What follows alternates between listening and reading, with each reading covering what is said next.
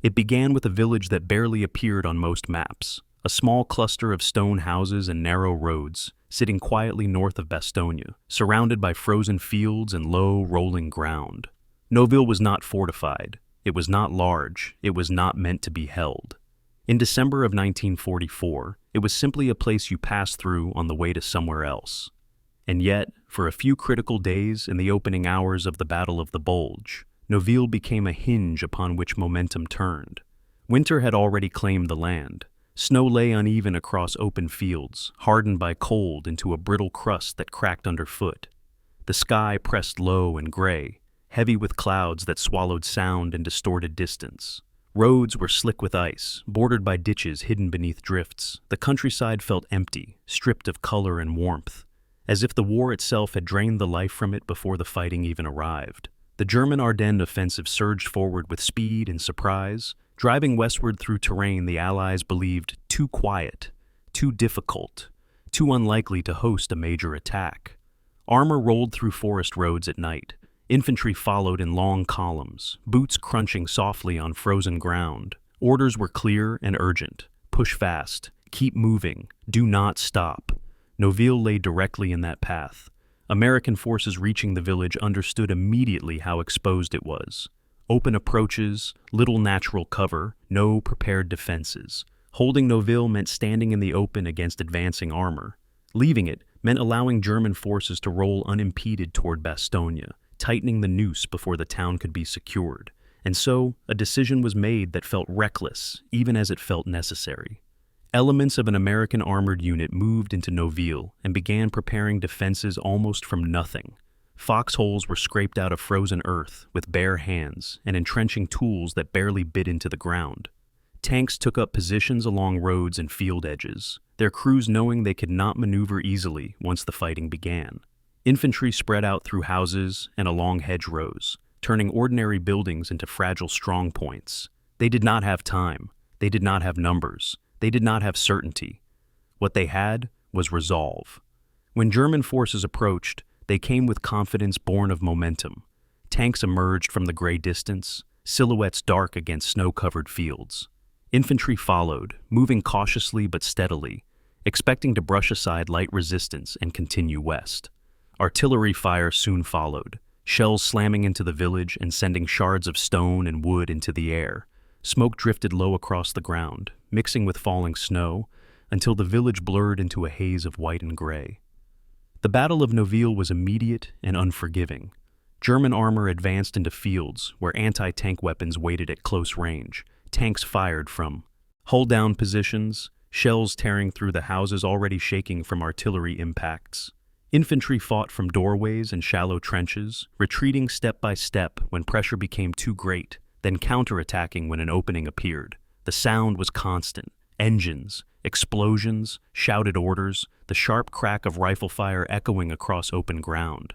German forces pressed hard, sensing the weakness of the position. Attacks came from multiple directions. Tanks attempted to flank. Infantry pushed through fields under covering fire. The pressure never eased. Every hour the defenders held cost the attackers time they could not afford, but it also cost the defenders men and machines they could not replace. As the fighting intensified, the reality became unavoidable. Noville could not be held forever, but that was never truly the point. The defenders fought to delay, not to conquer. Every moment they forced German units to deploy, to stop, to fight, disrupted the carefully planned timetable of the offensive. Fuel burned. Vehicles were damaged, casualties mounted, momentum slowed in ways that could not be easily recovered. The village became a battleground of last stands and hard choices. Tanks fired until ammunition ran low, then repositioned under fire. Infantry fell back from one shattered building to the next. Wounded men were pulled into cellars as ceilings collapsed above them. Smoke thickened, visibility shrank. The cold pressed in from all sides. When the order finally came to withdraw, it was not a defeat. It was an extraction carried out under fire, through snow-covered fields and darkened roads, pursued by an enemy eager to press forward. The retreat was dangerous, chaotic, and costly, but it succeeded in preserving enough of the force to fight again. Noville was left behind in ruins. Stone walls were shattered, roofs burned, fields were torn apart by tracks and craters. Snow fell again, settling quietly over destruction that still echoed with the memory of gunfire. The Battle of Noville did not decide the Battle of the Bulge by itself, but it shaped it. The delay inflicted there helped buy time for defenses around Bastogne to strengthen. It disrupted German movement at a critical moment. It forced an offensive built on speed to slow down and bleed energy it could never recover. It was a battle defined by purpose rather than permanence. Holding long enough mattered more than holding forever. Delaying mattered more than surviving unscathed. Standing mattered more than winning. Tonight we return to that small village on the edge of the storm, to the frozen fields where tanks advanced into fire, to the houses that became temporary fortresses, to the defenders who knew exactly how exposed they were and stayed anyway, to Noville, where time was bought with courage and paid for in full. Before we continue deeper into this story, I want to ask you something quiet and personal. Where in the world are you, listening from right now? And what hour has settled around you? Is it late and still, or does the night feel unsettled? If these long journeys into the overlooked moments of history help you slow down, reflect, or feel quietly accompanied as the world grows calm, consider subscribing and let these stories stay with you when the night is quiet. December 16th, 1944, 5:30 in the morning.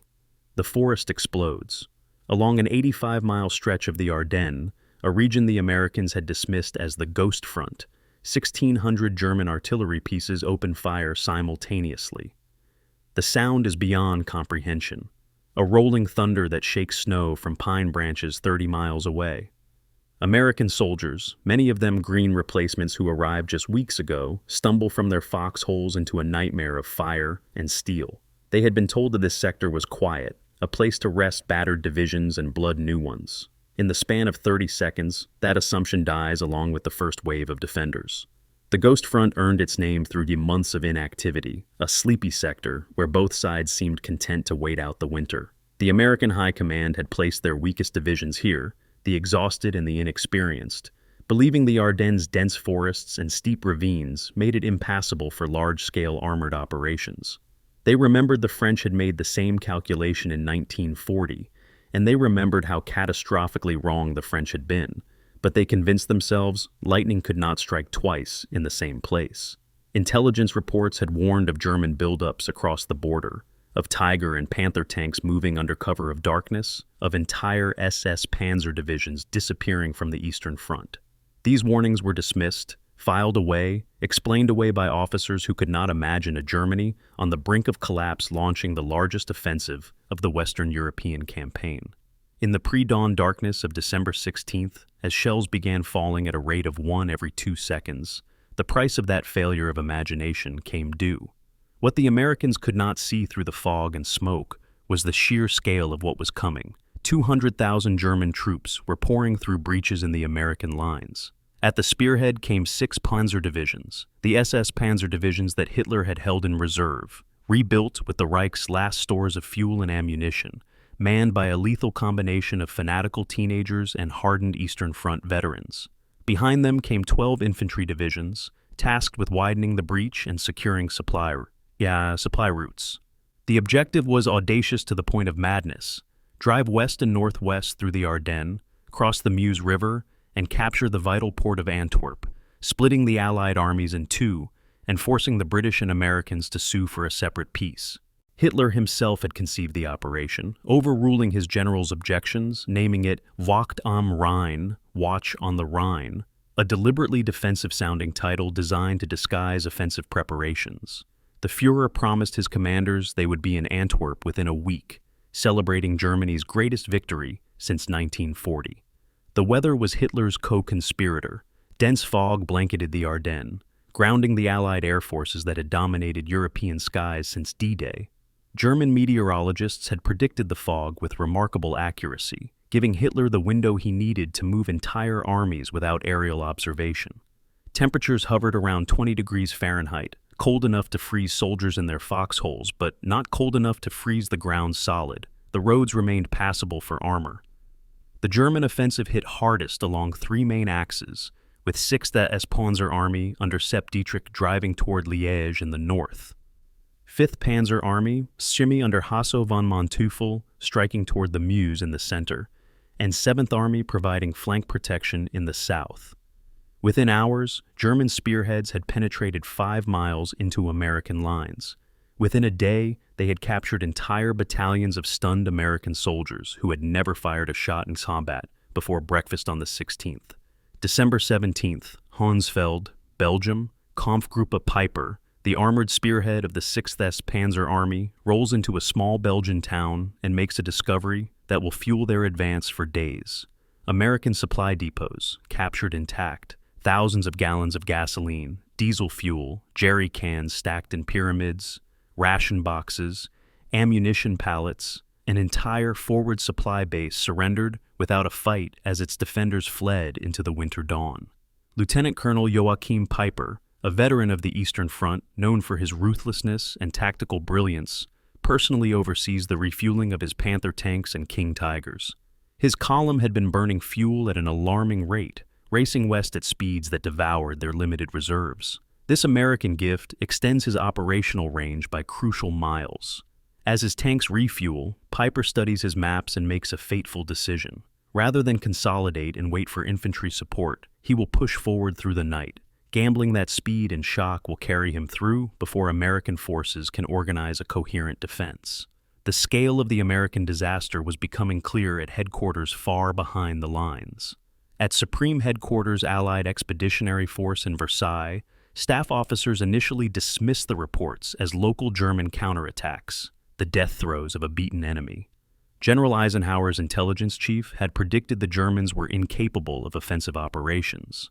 But as December 17th progressed, as communication with entire divisions was lost, as fragmentary radio messages spoke of Tiger tanks appearing where no German armor should exist, the truth forced itself upon men who did not want to believe it. This was not a spoiling attack or a local counteroffensive. This was the real thing, a full-scale German offensive with strategic objectives. Eisenhower, to his credit, grasped the situation's gravity faster than many of his subordinates. He immediately ordered the transfer of strategic reserves. The 82nd and 101st Airborne Divisions, resting and refitting after the disaster of Operation Market Garden, were to move north immediately. The 101st Airborne received their orders late on the evening of December 17th. The division had been pulled off the line in November after 2 months of continuous combat in Holland. The paratroopers were exhausted, under strength, many still recovering from wounds. They were promised a rest, time to absorb replacements, perhaps even a chance to rotate back to England for the holidays. Instead, they received trucks and orders, moved to a place called Bastogne, a Belgian market town most had never heard of. The movement order came with stunning haste. No time for proper preparation, no time to draw winter clothing or full ammunition loads, no time even to issue maps to company commanders. The paratroopers loaded into open-topped trucks and headed north through the winter night, passing streams of refugees fleeing south, passing disorganized American units retreating in chaos. They passed burning vehicles and abandoned equipment. They passed signs of an army in full retreat. December 18th, Bastogne. The 101st began arriving around dusk, tumbling off trucks into a town that was already transforming into a fortress. Bastogne was not a large place, a medieval market town of perhaps 4,000 souls clustered around a central square. But 11 paved roads converged on Bastogne, making it the critical transportation hub for the entire southern Ardennes. Every major north-south and east-west route in the region passed through or near the town. Whoever controlled Bastogne controlled movement across the entire sector. German planners had always intended to bypass Bastogne quickly, but that required American forces to collapse or retreat. If the Americans held Bastogne, every German division driving west would have an American garrison sitting astride their supply lines. The little town was about to become the hinge upon which the entire Ardennes offensive would turn. The acting commander of the 101st was Brigadier General Anthony McAuliffe. The division artillery commander thrust into command when Major General Maxwell Taylor was recalled to Washington for consultations. McAuliffe was a gunner by trade, 58 years old, known for his unflappable demeanor and dry wit. He took one look at the maps and recognized what every trained officer would see. Bastogne had to be held. The question was how long and at what cost. The 101st, numbered perhaps 10,000 effectives, after casualties from Holland and the hasty movement north. Intelligence reported German forces approaching from multiple directions, exact strength unknown, but certainly several divisions. McAuliffe needed more troops, more armor, more time. What he got was Combat Command B of the 10th Armored Division, a combined arms force of about 3,000 men with 40 medium tanks, a handful of tank destroyers, and supporting artillery. Not much, but it would have to be enough. On the evening of December 18th, as German spearheads closed on Bastogne from 3 directions, Colonel William Roberts, commanding Combat Command B, met with General McAuliffe to coordinate the defense. Roberts was a tanker, a professional soldier who understood that armor's value in defense came not from static positions, but from mobile reserves that could counterattack German penetrations. But McAuliffe needed more than mobile reserves. He needed someone to buy time, to establish blocking positions on the roads leading into Bastogne, to delay the German advance long enough for the perimeter defense to be organized. Roberts made a fateful decision. He would split his command into 3 teams, each built around a corps of tanks and armored infantry, each commanded by a major he trusted. Team Cherry would deploy east toward Longueville, Team O'Hara would deploy southeast toward Wardin, and Team de Sobry would deploy north toward Hafalize. 3 teams, 3 roads, 3 chances to delay the German juggernaut. None of them knew they were being sent to fight for 48 hours that would determine the fate of the entire Ardennes campaign. December 18th, 1944. 9:30 in the evening, Bastogne. Major William Robert de Sobry stands in the cellar of a Belgian hotel, studying a map by the light of a kerosene lantern. The map shows 11 roads radiating from Bastogne like spokes on a wheel, but de Sobry's attention fixes on one, the road running northeast toward Hafalize, a narrow ribbon of asphalt that climbs into the forested ridges separating Belgium from Germany. Colonel William Roberts has just finished briefing his 3 task force commanders. The orders are simple and terrible. Move out immediately, establish blocking positions on the approach roads, and delay the German advance. Not stop it. Delay it. The distinction matters. Roberts is asking his majors to trade lives for time, to sacrifice their commands so the 101st Airborne can dig in around Bastogne proper. De Sobry is 26 years old. The career that brought de Sobry to this Belgian cellar began at West Point, where he graduated in 1940 with the class that would be called the class the stars fell on. 59 of his classmates would eventually reach the rank of general, an unprecedented concentration of future senior leadership forged in the Academy's crucible during the twilight years of peace. De Sobry was not among the Academy's stars. His grades were solid but unspectacular, his conduct record marked by minor demerits. What set him apart was something harder to quantify, a calm under pressure that his instructors noted in their evaluations, an ability to make decisions without paralysis when incomplete information and competing priorities pulled in different directions. Roberts had spotted this quality during training exercises in England before D-Day. When he needed someone for a mission where initiative mattered more than protocol, de Sobry's name consistently appeared at the top of his mental roster. The force de Sobry would command was built for mobile warfare, not static defense. Team de Sobry consisted of Company B of the 20th Armored Infantry Battalion, Company B of the 3rd Tank Battalion, a reconnaissance platoon, an engineer platoon, and attached medical and support personnel. On paper, it numbered around 500 men, though the actual strength was probably lower after weeks of combat and the hasty movement north. The tank component was the core of de Sobry's striking power, 15 M4 Sherman tanks, the workhorse of American armored forces. The Shermans were reliable, mechanically sound, easier to maintain than their German counterparts. They were also dangerously outgunned by German Panthers and Tigers, a fact every American tanker knew from bitter experience.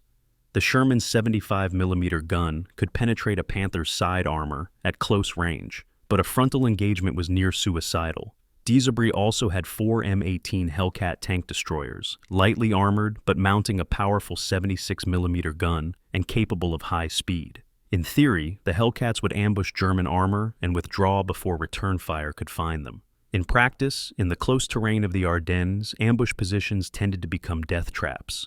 The armored infantry riding in M3 half-tracks were the glue-holding Team de Sobry together. These men were trained to fight mounted or dismounted, to clear woods that tanks could not enter, to hold ground that armor could not defend alone.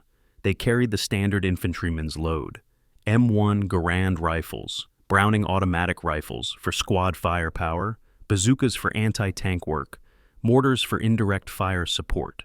Most were draftees, kids from farms and cities who had been civilians a year or two ago. They had been blooded in the fighting across France after D-Day, had learned their trade in the hedgerows of Normandy and the mud of Lorraine. They were competent, steady, but they were also tired. The entire 10th Armored Division had been in continuous contact with German forces since the breakout from Normandy in July.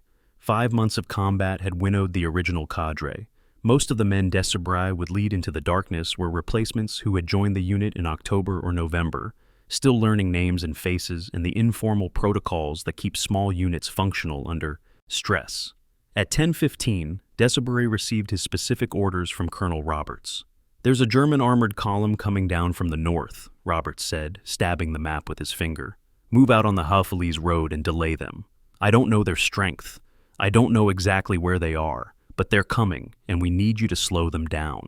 It was the kind of order that sounds clear in the giving, but dissolves into ambiguity in the execution. How far north should Désaubrais go? Where should he establish his defensive position? What constituted acceptable losses in exchange for hours of delay? Roberts could not answer these questions because he did not know the answers. The fog of war was literal on the night of December 18th. Actual fog blanketing the Ardennes, reducing visibility to a few dozen yards. Radio reports from American units to the north were fragmentary, often cut off mid-transmission. German forces were approaching Bastogne, that much was certain, but their exact locations and strength remained murky. Désaubrais asked the obvious question: "How long do I need to hold?" Roberts looked at him for a long moment before answering. "As long as you can. Tomorrow we'll try to get you some help." It was not much of a promise, but it was all Roberts could offer. The meeting broke up at 10:30. Désaubrais walked out into the winter night to brief his officers and prepare his column for movement. The temperature had dropped below 20 degrees. The streets of Bastogne were clogged with vehicles, trucks bringing in the 101st Airborne, ambulances evacuating wounded from units that had already been hit, civilian refugees trying to flee south before the roads were cut. Désaubrais' column would have to thread through this chaos and somehow reach an unspecified position several miles north before dawn revealed them to German observers.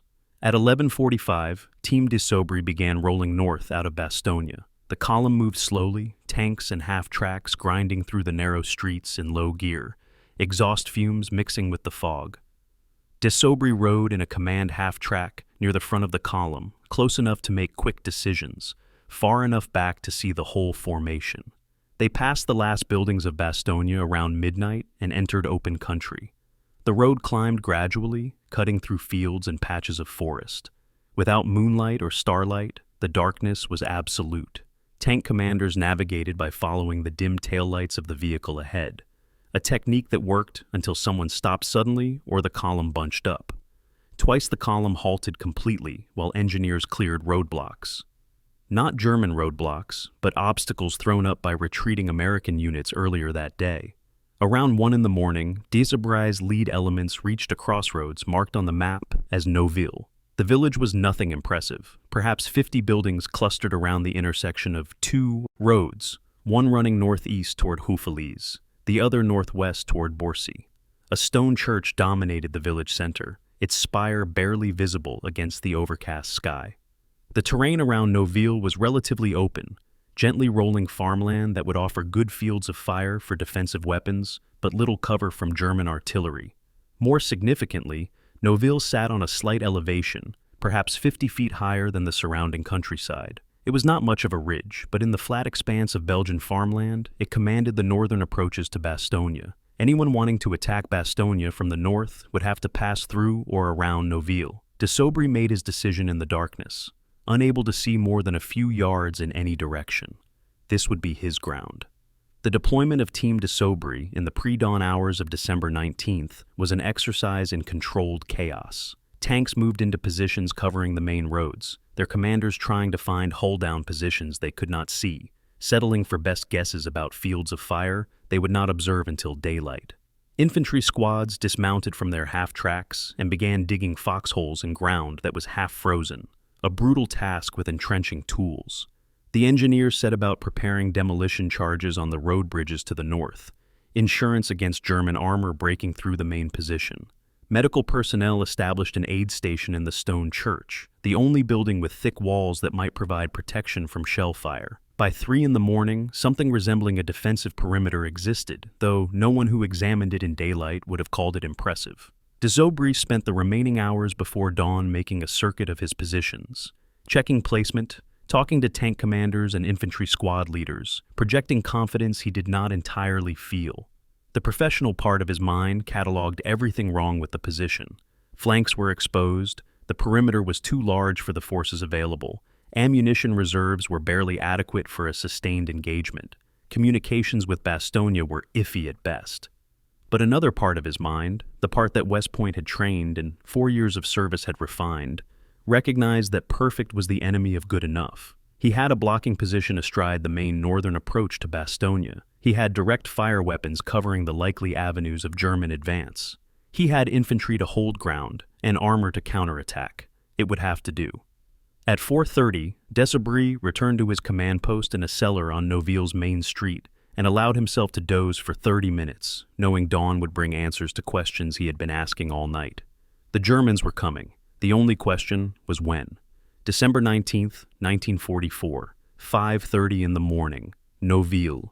Dawn comes slowly to the Ardennes in winter, less a sunrise than a gradual lightening of the darkness from black to gray.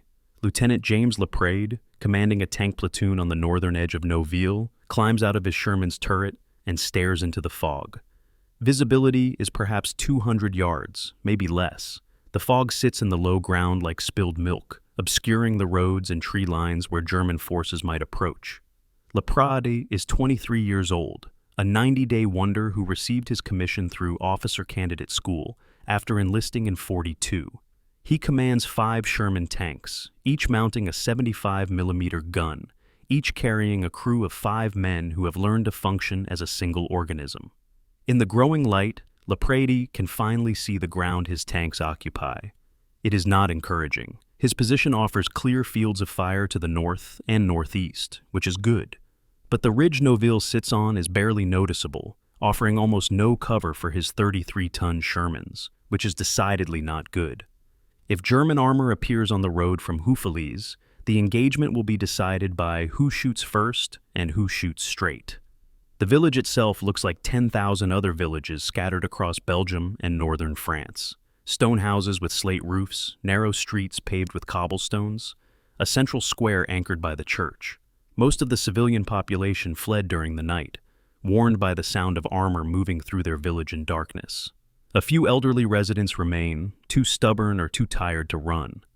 They watch from windows as American soldiers finish their preparations, digging deeper into the half-frozen earth, stacking ammunition boxes within easy reach, brewing coffee over tiny gasoline stoves.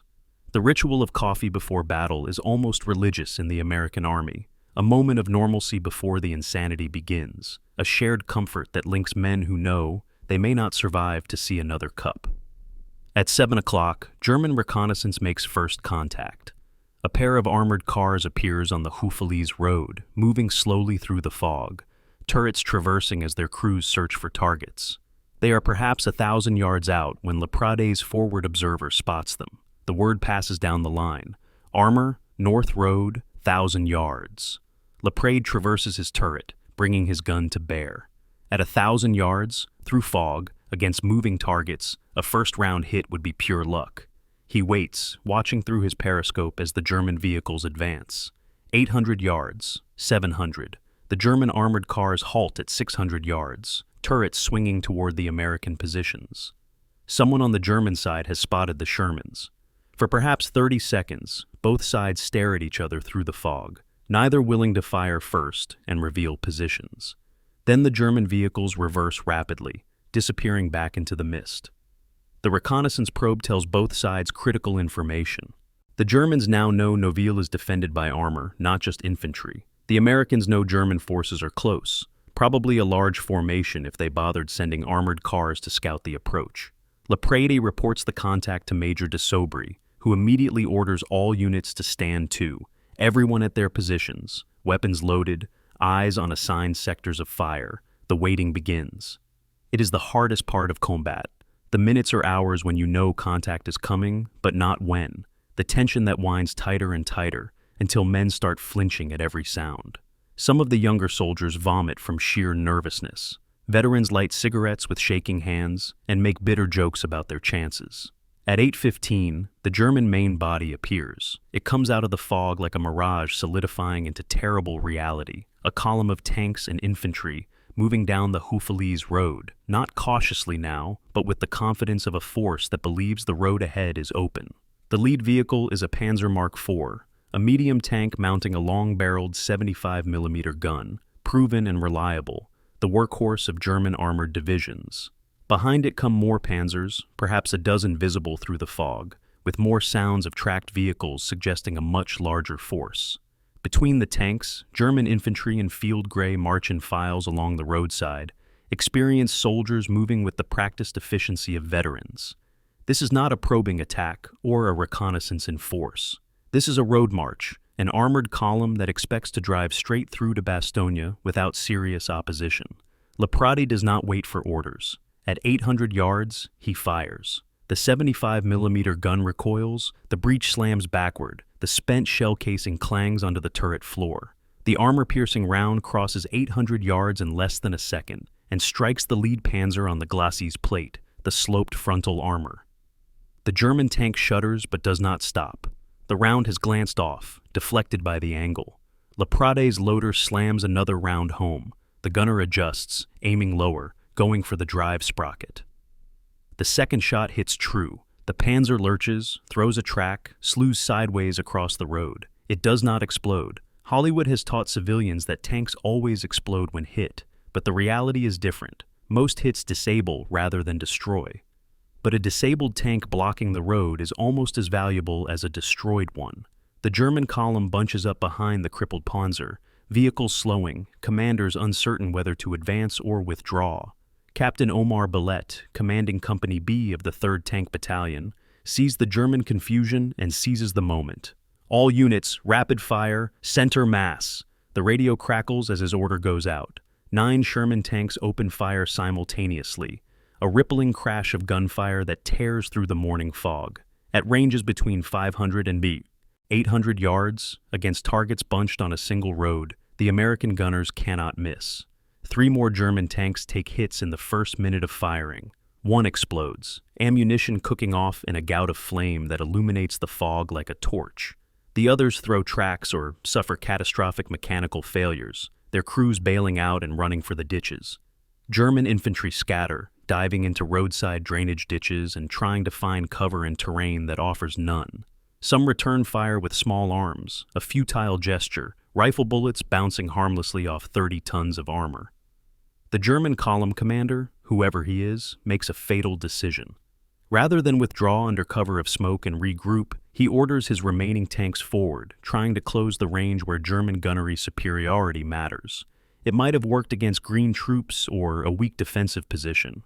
Against veteran American tankers in prepared positions, it is suicide. The Germans advance into a killing zone where every American gun can bear. 2 more panzers take hits and stop, smoke pouring from their engine compartments. A third takes a direct hit on the turret that kills the entire crew instantly.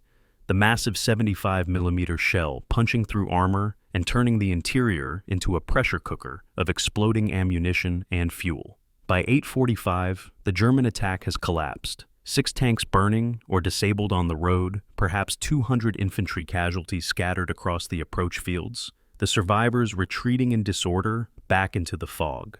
Team de Sobry has won the first engagement decisively, but victory comes with costs and complications. 2 Shermans are damaged, one by a German tank round that penetrated the turret and killed the loader, the other by mechanical failure that had been brewing since the night march from Bastogne. American casualties are light, 15 wounded, 2 killed, but every casualty matters when the total force number's only 500. More critically, the engagement has consumed a terrifying amount of ammunition. Each Sherman carries approximately 90 rounds of main gun ammunition, a mix of armor-piercing and high-explosive shells. In 30 minutes of combat, Laprade's platoon alone has fired 40 rounds. At this rate, they will be out of armor-piercing ammunition by noon. De Saubery receives the casualty reports and ammunition status with growing concern. The Germans had probed with what he estimates was a reinforced company, perhaps 15 tanks and 500 infantry. That suggests a much larger force waiting in the fog to the north, a regiment or even a full division. The next attack will come with more tanks, more infantry, more artillery. Can Team de Saubery hold? Should they hold or withdraw to Bastogne while withdrawal is still possible? De Saubery calls Colonel Roberts on the radio, reports the engagement, requests resupply and guidance. Roberts's response is maddeningly vague. Continue to delay enemy advance. Reinforcements en route. Out. Delay. That word again. Delay for how long? At what cost? Roberts does not say because he cannot say. The only certainty is that the Germans will come again. And when they do, Team de Saubery will be waiting with depleted ammunition stocks and exposed positions. At 9:30, German infantry attempt a flanking maneuver. They emerge from woods east of Noville, perhaps 300 men moving in loose skirmish lines, trying to infiltrate between American positions and roll up the flank. It is a sound tactical maneuver, exactly what infantry school teaches. But the American infantry is ready. Machine guns open up from dug-in positions, the distinctive hammering of M919 Brownings cutting through the morning air.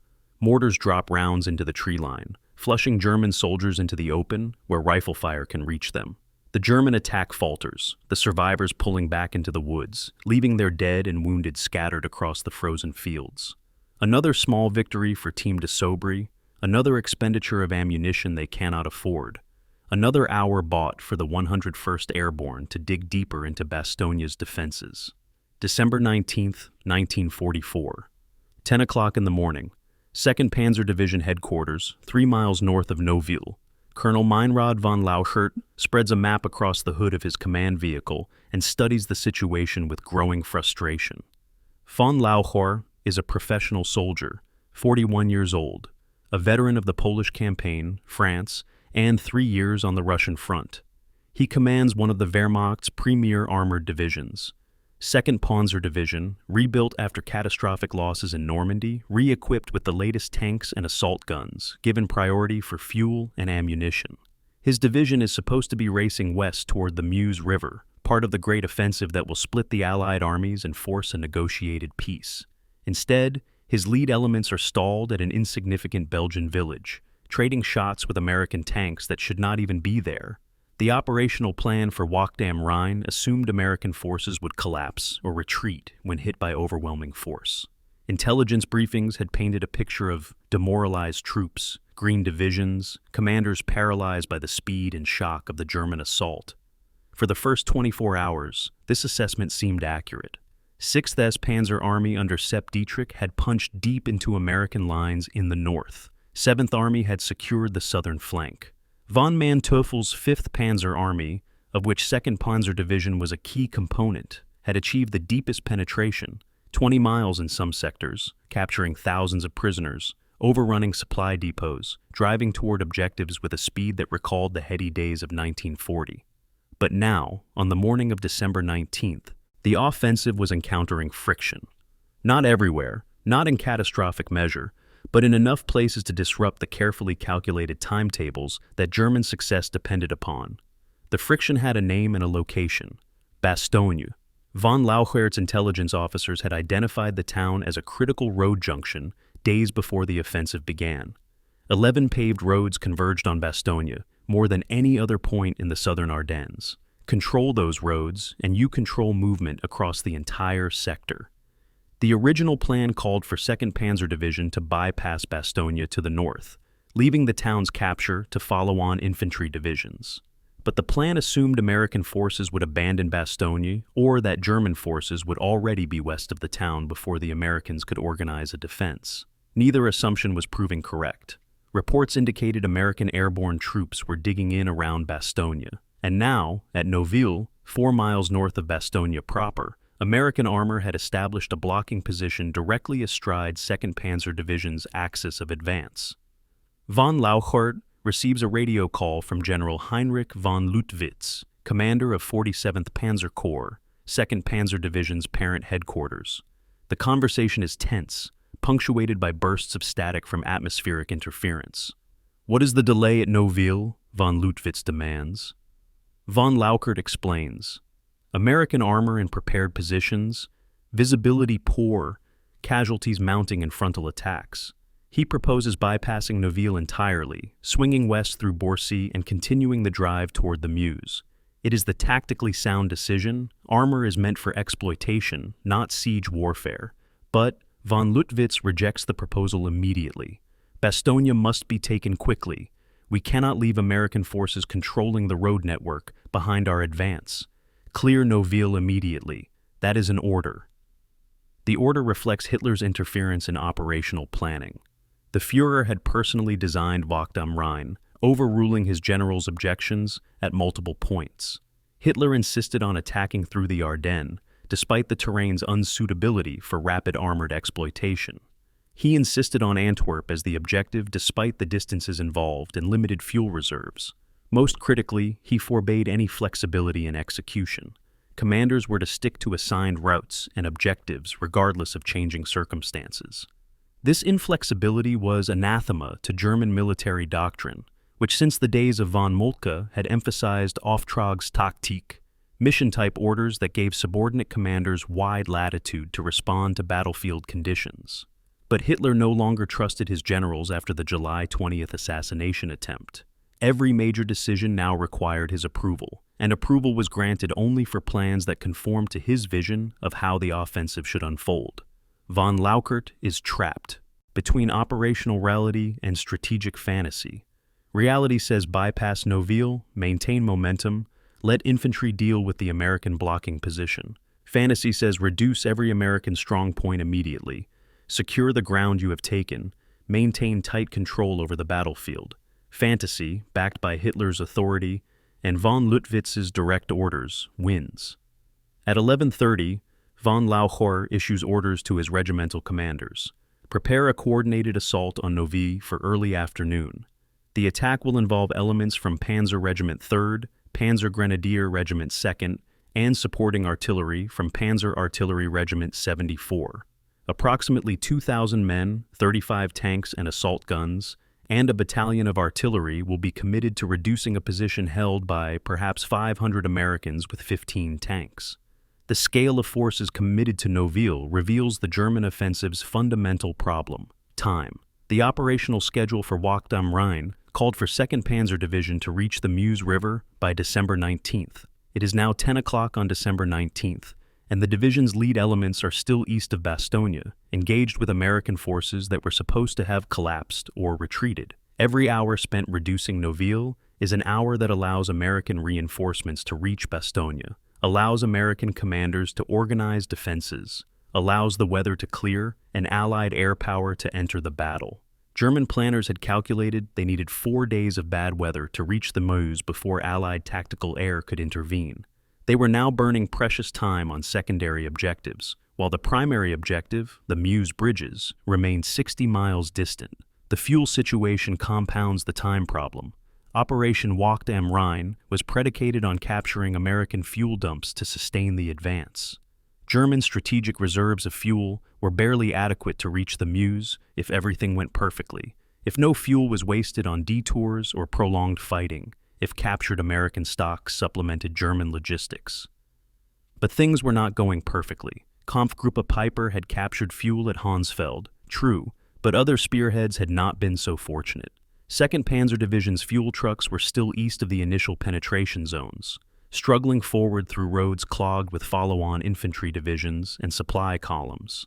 Von Lauchert's tanks were burning fuel at an alarming rate. The Panther tank consumed 1 gallon for every mile traveled, less in combat when engines idled for hours and short sprints devoured fuel disproportionately. At 1 o'clock in the afternoon, German artillery begins the preparatory bombardment of Noville. 120mm mortars and 150mm howitzers, sighted 3 to 4 miles north of the village, open fire. The objective is to suppress American defensive positions, destroy or disable tanks, and break the will of defenders before the assault troops even reach the village. The bombardment is methodical, professional, devastating. Shells fall at a rate of 1 every 5 seconds, walking back and forth across Noville's small footprint. Buildings collapse, sending up clouds of stone dust that mix with the fog. Trees are stripped of branches by shell fragments. The frozen ground erupts in geysers of earth and rock. Inside the American perimeter, men huddle in foxholes and cellars and tank turrets, enduring a level of violence that feels personal despite its mechanical delivery. Von Laucher watches the bombardment through binoculars from an observation post on high ground north of Noville. He can see the village only intermittently through the fog and smoke, brief glimpses between shell bursts. He cannot see if his artillery is achieving the desired effect, cannot know if American tanks are being destroyed or if American infantry is breaking under the bombardment.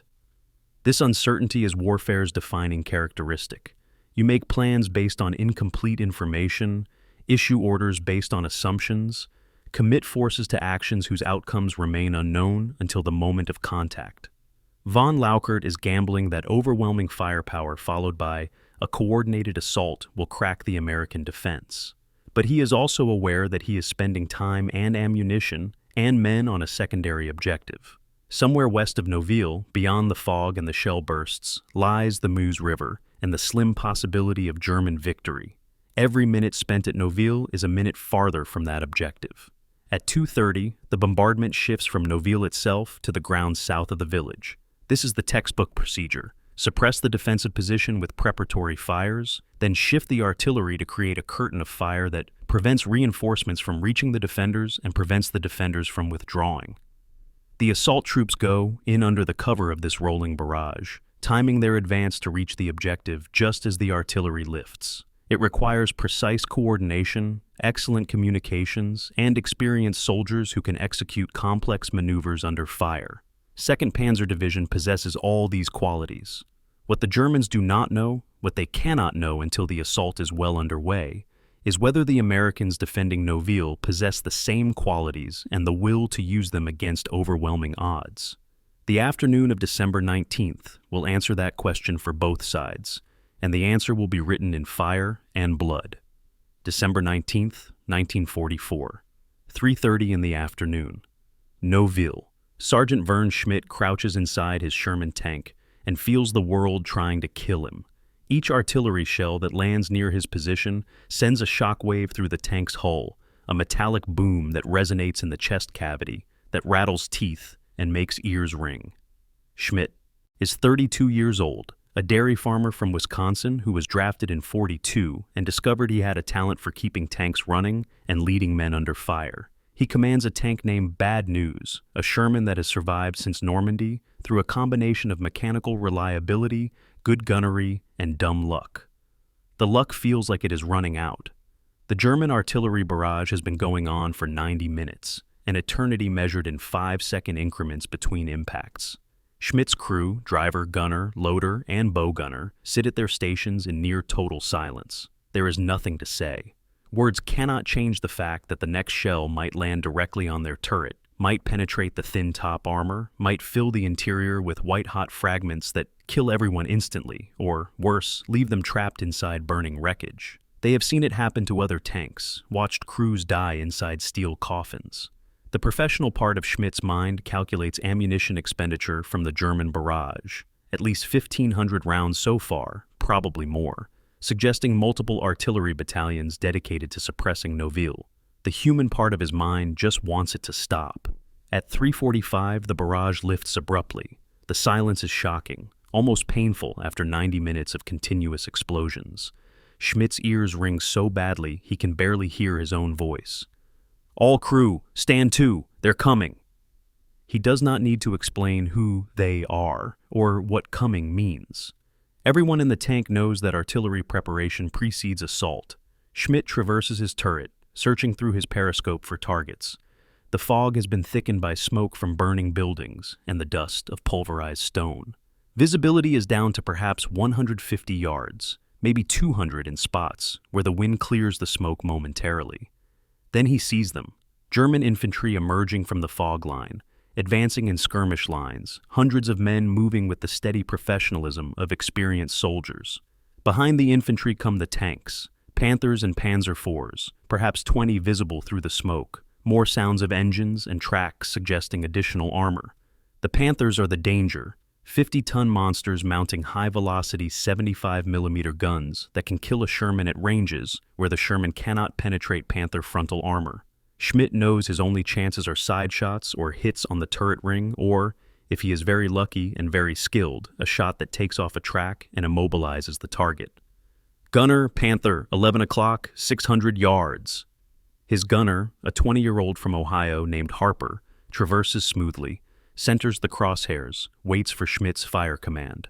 Fire! The 75mm gun recoils, the breech slams back, the spent casing clangs onto the turret floor. Through his periscope, Schmidt watches the tracer arc toward the target, strike the Panther's glasses plate, and ricochet skyward. Missed! Reload! Harper's already moving, another armor-piercing round sliding into the breach. The battle that engulfs Noville over the next 2 hours is chaos given form and direction. Tank duels at ranges between 100 and 600 yards, neither side able to maneuver in the confined space of the village. Both sides trading shots through smoke and fog that reduces gunnery to educated guesswork. Infantry fighting building to building, sometimes room to room, grenades and rifle fire, and close quarters brutality. American machine guns tearing into German assault troops. German Panzerfausts, shoulder-fired anti-tank rockets, fired from 50 yards against Sherman tanks, some deflecting harmlessly, others penetrating and killing entire crews. The fog and smoke are both blessing and curse, concealing movements but also creating confusion, friend and enemy mixed together in the murk. Schmidt's tank engages 4 different German tanks during the afternoon. The first engagement ends with a ricochet. The second ends when Harper puts a round through the side armor of a Panzer IV at 300 yards, not destroying it, but disabling the turret traverse mechanism. The third engagement nearly kills them. A Panther gets a side shot at Bad News from 200 yards, the round punching through the Sherman's thin side armor, killing the loader instantly and wounding the bow gunner. Schmidt pulls his burning tank back 50 yards to cover, gets the wounded man out, drags a replacement loader from infantry reserves, and returns to his position within 10 minutes. By this point, Bad News has fired 37 rounds of main gun ammunition. Schmidt has 11 armor-piercing rounds remaining. The battalion aid station in Noville's stone church becomes an abattoir. Dr. Jack Pryor, a 28-year-old captain from Pennsylvania, works with 3 medics to treat a stream of casualties that overwhelms their capacity. Morphine for the ones who can be helped, morphine for the ones who cannot, tourniquets and pressure bandages and surgical procedures, performed with instruments sterilized over candles in a cellar that shakes with each artillery impact. Pryor loses count of how many men pass through his hands, 40, 50, 60 wounded, some with treatable injuries, others with wounds that would challenge a fully equipped hospital.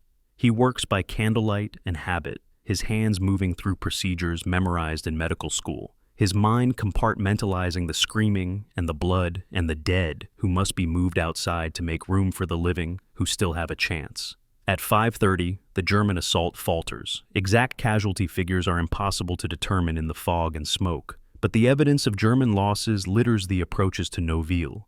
15 tanks burning or disabled, perhaps 200 infantry casualties visible from American positions, uncounted numbers dragged back into the fog by comrades. The German forces pull back, not in rout but in tactical withdrawal, recognizing that frontal assault against prepared positions is achieving nothing but casualties.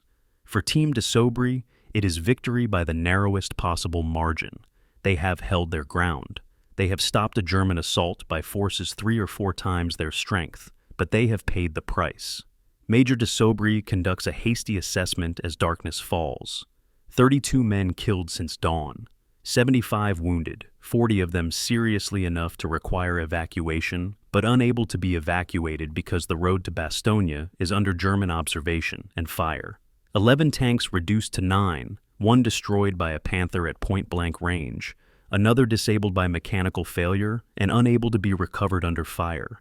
Ammunition stocks critically depleted. The tanks are down to 20% of their armor-piercing rounds, 40% of high explosive. Infantry ammunition is somewhat better, but still concerning.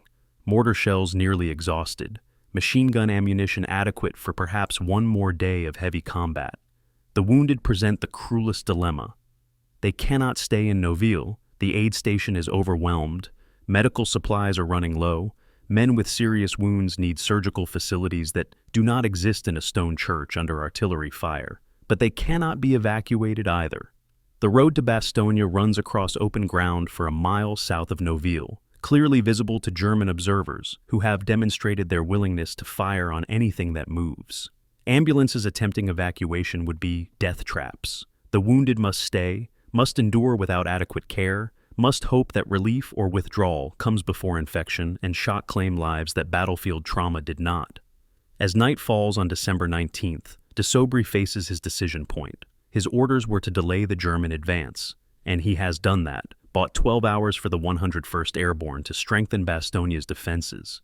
His force is battered but intact, still capable of fighting. The Germans have withdrawn for the night, but will certainly attack again at dawn, probably with even more force after today's failures. Should he withdraw to Bastogne under cover of darkness, preserving his remaining tanks and men for the defense of the main perimeter? Or should he hold at Noville, buying more time at the cost of almost certain destruction? De Sobry radios Colonel Roberts in Bastogne, reports the situation, asks for guidance. Roberts's response is the same as this morning. Continue to delay. Reinforcements en route. At 8:30 in the evening, de Sobry gathers his officers in the cellar. They are exhausted, faces blackened by smoke and cordite residue, uniforms torn and stained. He explains the situation without euphemism or false optimism. They are staying. Reinforcements are coming. Paratroopers from the 101st. Possibly more tanks. But until then, Team de Sobry will continue to hold Noville. Some of the officers nod, accepting the decision with the fatalism of men who have survived too much to waste energy on protest. Others stare at maps or at their hands, calculating private odds of survival. De Sobry assigns sectors of responsibility, coordinates with the artillery in Bastogne for defensive fire missions, issues ammunition distribution priorities. The meeting breaks up at 9 o'clock.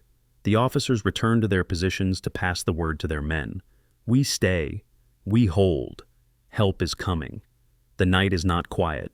German artillery fires harassing missions every 30 to 45 minutes. Random shells meant to prevent rest and erode morale.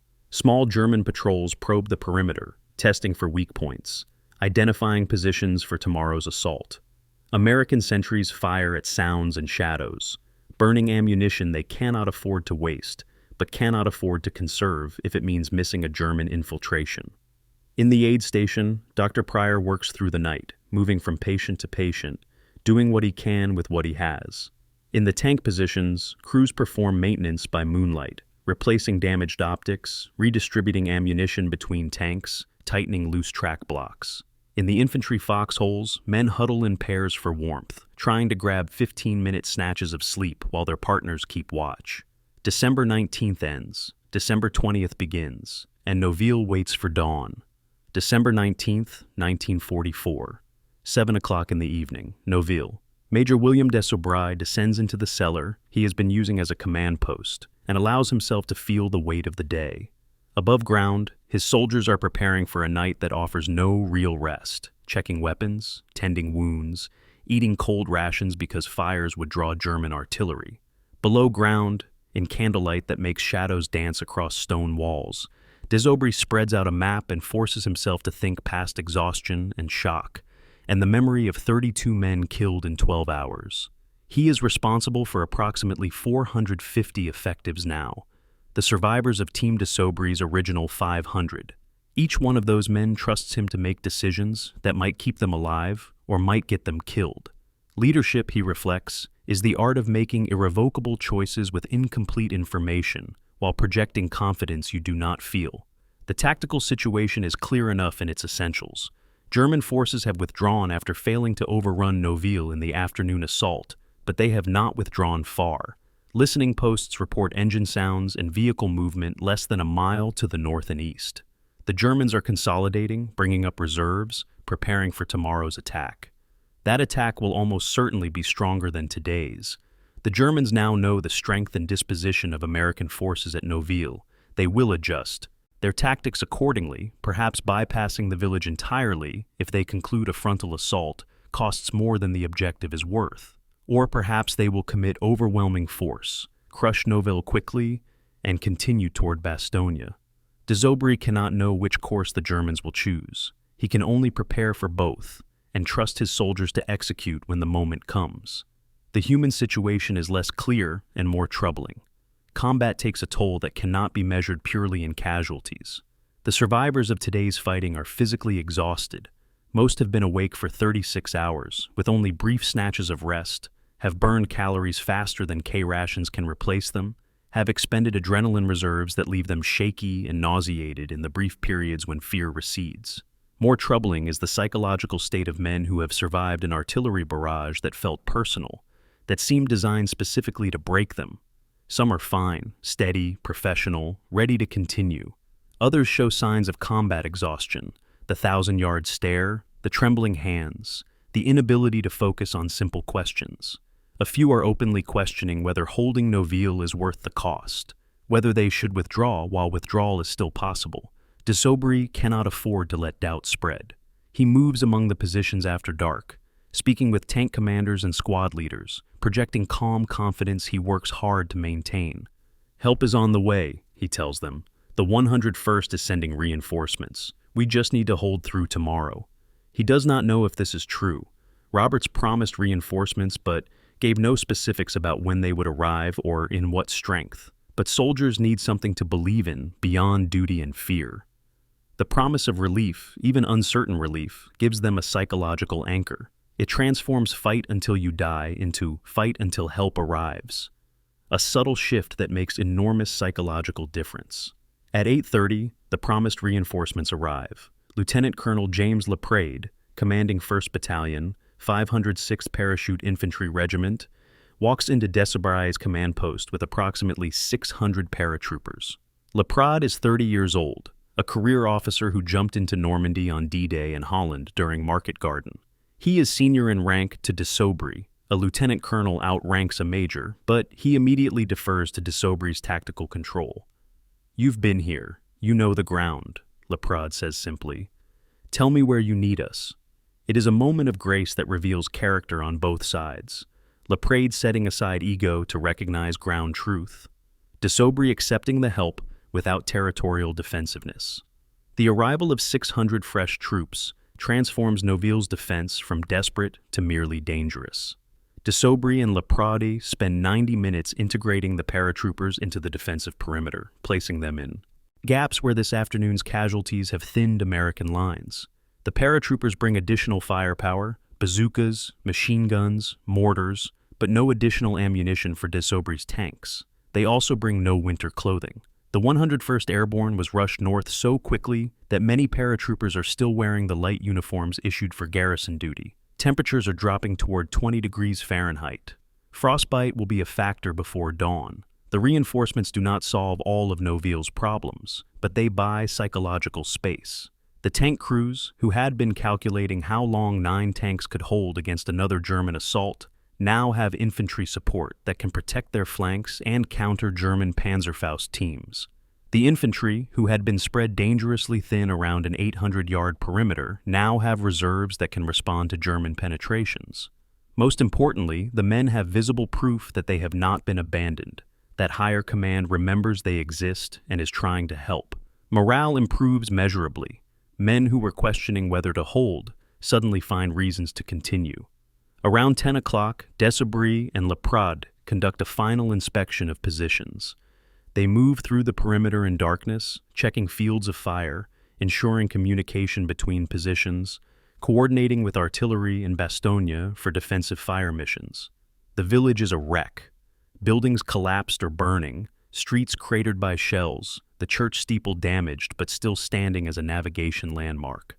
In the tank positions, crews are bedding down for the night in shifts, 2 men sleeping inside the tank while 3 stay alert. In the infantry positions, paratroopers and armored infantry are mingling, sharing cigarettes and combat stories, forming the instant bonds that develop between men who will depend on each other tomorrow. German activity throughout the night suggests preparations for a major assault at dawn.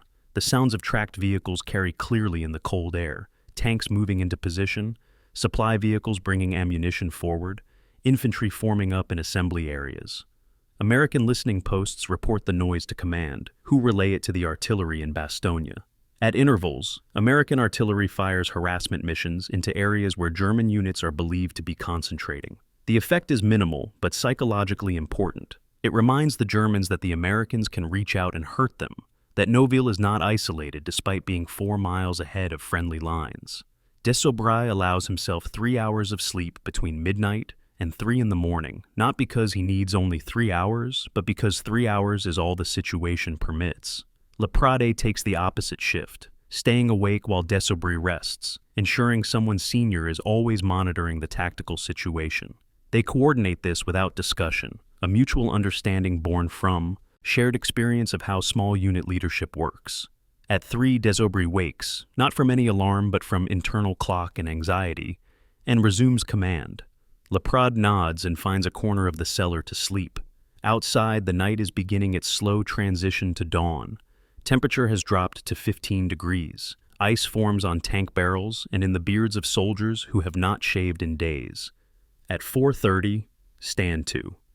Every soldier moves to his battle position, weapons loaded, eyes scanning assigned sectors. The hour before dawn is traditionally when attacks come, when defenders are coldest and least alert, when darkness still provides concealment for assault troops. Team Desobray and 1st Battalion 506th will not be caught sleeping. They wait in the freezing darkness, watching the fog that has settled into the low ground like a living thing, listening for engine sounds or the crunch of boots on frozen earth. The wait stretches. 5 o'clock passes. 5:30. The sky lightens from black to gray, and in the growing light, in the fog that swirls and shifts with the morning breeze, shapes begin to emerge. The Germans are coming. December 20th, 1944. 6:45 in the morning. Noville. The fog is worse than yesterday, a dense white blanket that reduces the world to 30 yards of visible space. Lieutenant James Laprade, who jumped into Normandy on D-Day and thought he had seen every variety of combat chaos, has never experienced anything like this. Sound becomes everything when sight fails. From somewhere to the north comes the distinctive rumble of diesel engines, German tanks, multiple vehicles, the pitch and timbre suggesting panthers or tigers. From the east, the higher-pitched whine of half-tracked vehicles, probably carrying infantry. From the west, nothing, which is either reassuring or terrifying, depending on whether German forces have chosen not to attack from that direction, or have simply achieved such perfect noise discipline that they are advancing undetected. Laprade crouches in a foxhole with his radio operator, listening to the scattered reports coming in from his company commanders. Sounds like tanks, northwest. Distance unknown. Movement, northeast sector, visibility 0. Request permission to fire illumination rounds. Laprade denies the last request. Illumination rounds would reveal American positions as surely as German ones.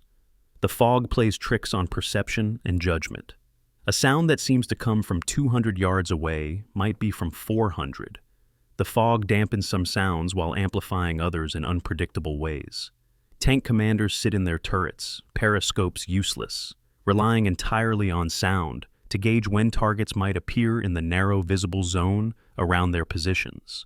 Infantry in foxholes grip their rifles and remind themselves not to fire at shadows or sounds, to wait for positive target identification, to conserve ammunition for shots that matter. The professional soldiers understand that the fog is neutral. It hinders both sides equally, makes coordinated attacks nearly impossible, turns modern warfare into something medieval and intimate. The inexperienced soldiers simply fear. A wordless dread born from knowing death might arrive from any direction without warning. At 7:15, the German assault erupts from the fog like a nightmare materializing. No preliminary bombardment this time. The Germans have learned that artillery preparation only warns defenders and wastes time. Instead, the assault comes with brutal suddenness.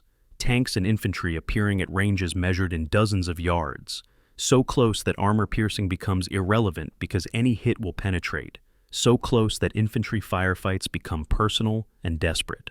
A Panther materializes 40 yards from Sergeant Schmidt's position, its 75mm gun traversing toward his Sherman. Schmidt's gunner fires on instinct, no time for aimed shot or range calculation, pure muscle memory translated into action. The armor-piercing round crosses 40 yards in a fraction of a second and punches through the Panther's side armor at the turret ring. The German tank shudders, stops, begins burning. 3 more Panthers emerge from the fog behind it, main guns firing blindly into the murk, high explosive rounds meant to suppress rather than destroy. The battle fragments into 100 separate fights, each one isolated by the fog, each one a desperate close-quarters engagement where mistakes mean death.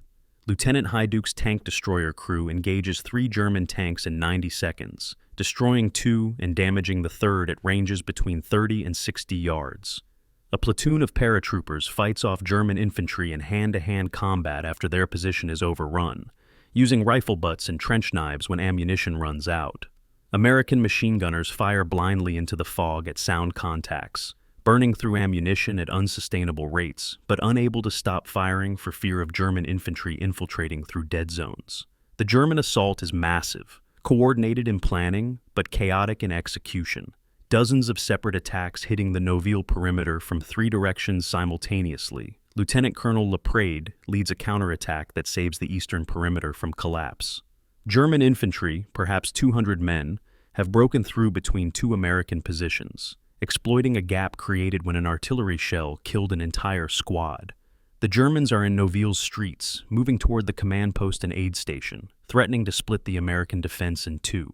Leprade grabs 30 paratroopers, everyone he can find in immediate vicinity, and leads them forward into the fog.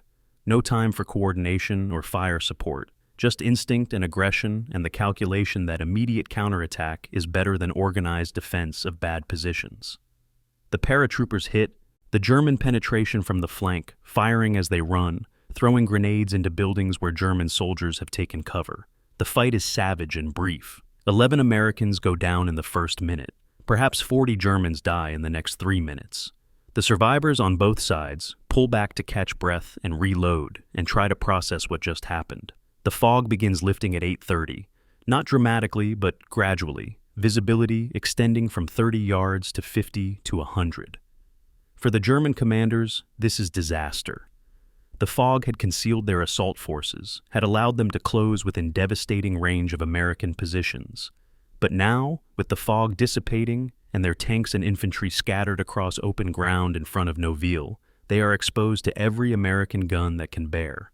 A German lieutenant, captured later that morning, will describe it as suddenly finding yourself naked in a spotlight.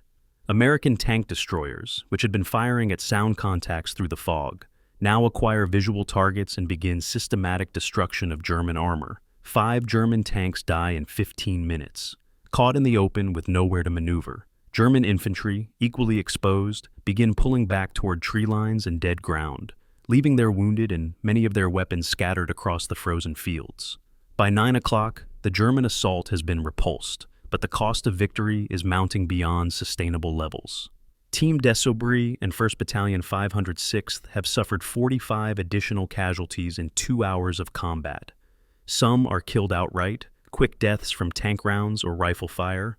Others are wounded in ways that will kill them slowly without surgical intervention, abdominal wounds, sucking chest wounds, compound fractures with arterial damage. The aid station is overwhelmed beyond Dr. Pryor's ability to cope. He performs triage by glance now, sorting the wounded into categories: those who will live without treatment, those who will die without treatment, and those who might survive if he can perform field surgery under impossible conditions. He focuses on the third category, working with hands that have long since gone numb from cold and exhaustion, watching men die on the floor of the church because he cannot get to them in time. The ammunition situation has become critical. Sergeant Schmidt's tank is down to 5 armor-piercing rounds. Other tanks report similar shortages. Some have switched to firing high-explosive shells at German armor, a desperation measure that rarely succeeds unless the target is already damaged.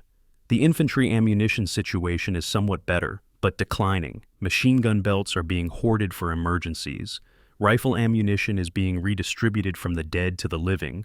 Mortar crews have perhaps a dozen rounds remaining per tube. If the Germans attack again with the same intensity, if they come in the afternoon or tomorrow morning, Noville cannot hold. The mathematics are simple and brutal. The rate of ammunition consumption exceeds the rate of supply, and the rate of casualties exceeds the capacity to absorb losses. At 9:15, Desaubry receives a radio message from Colonel Roberts in Bastogne. The transmission is scratchy, interrupted by static and German jamming attempts, but the content is clear. Prepare to withdraw. Covering artillery will commence at 14:30 hours. Acknowledge. Desaubry acknowledges, feels relief and anxiety in equal measure. Relief that the ordeal will end, that his men will be pulled back to Bastogne's main perimeter before casualties become catastrophic.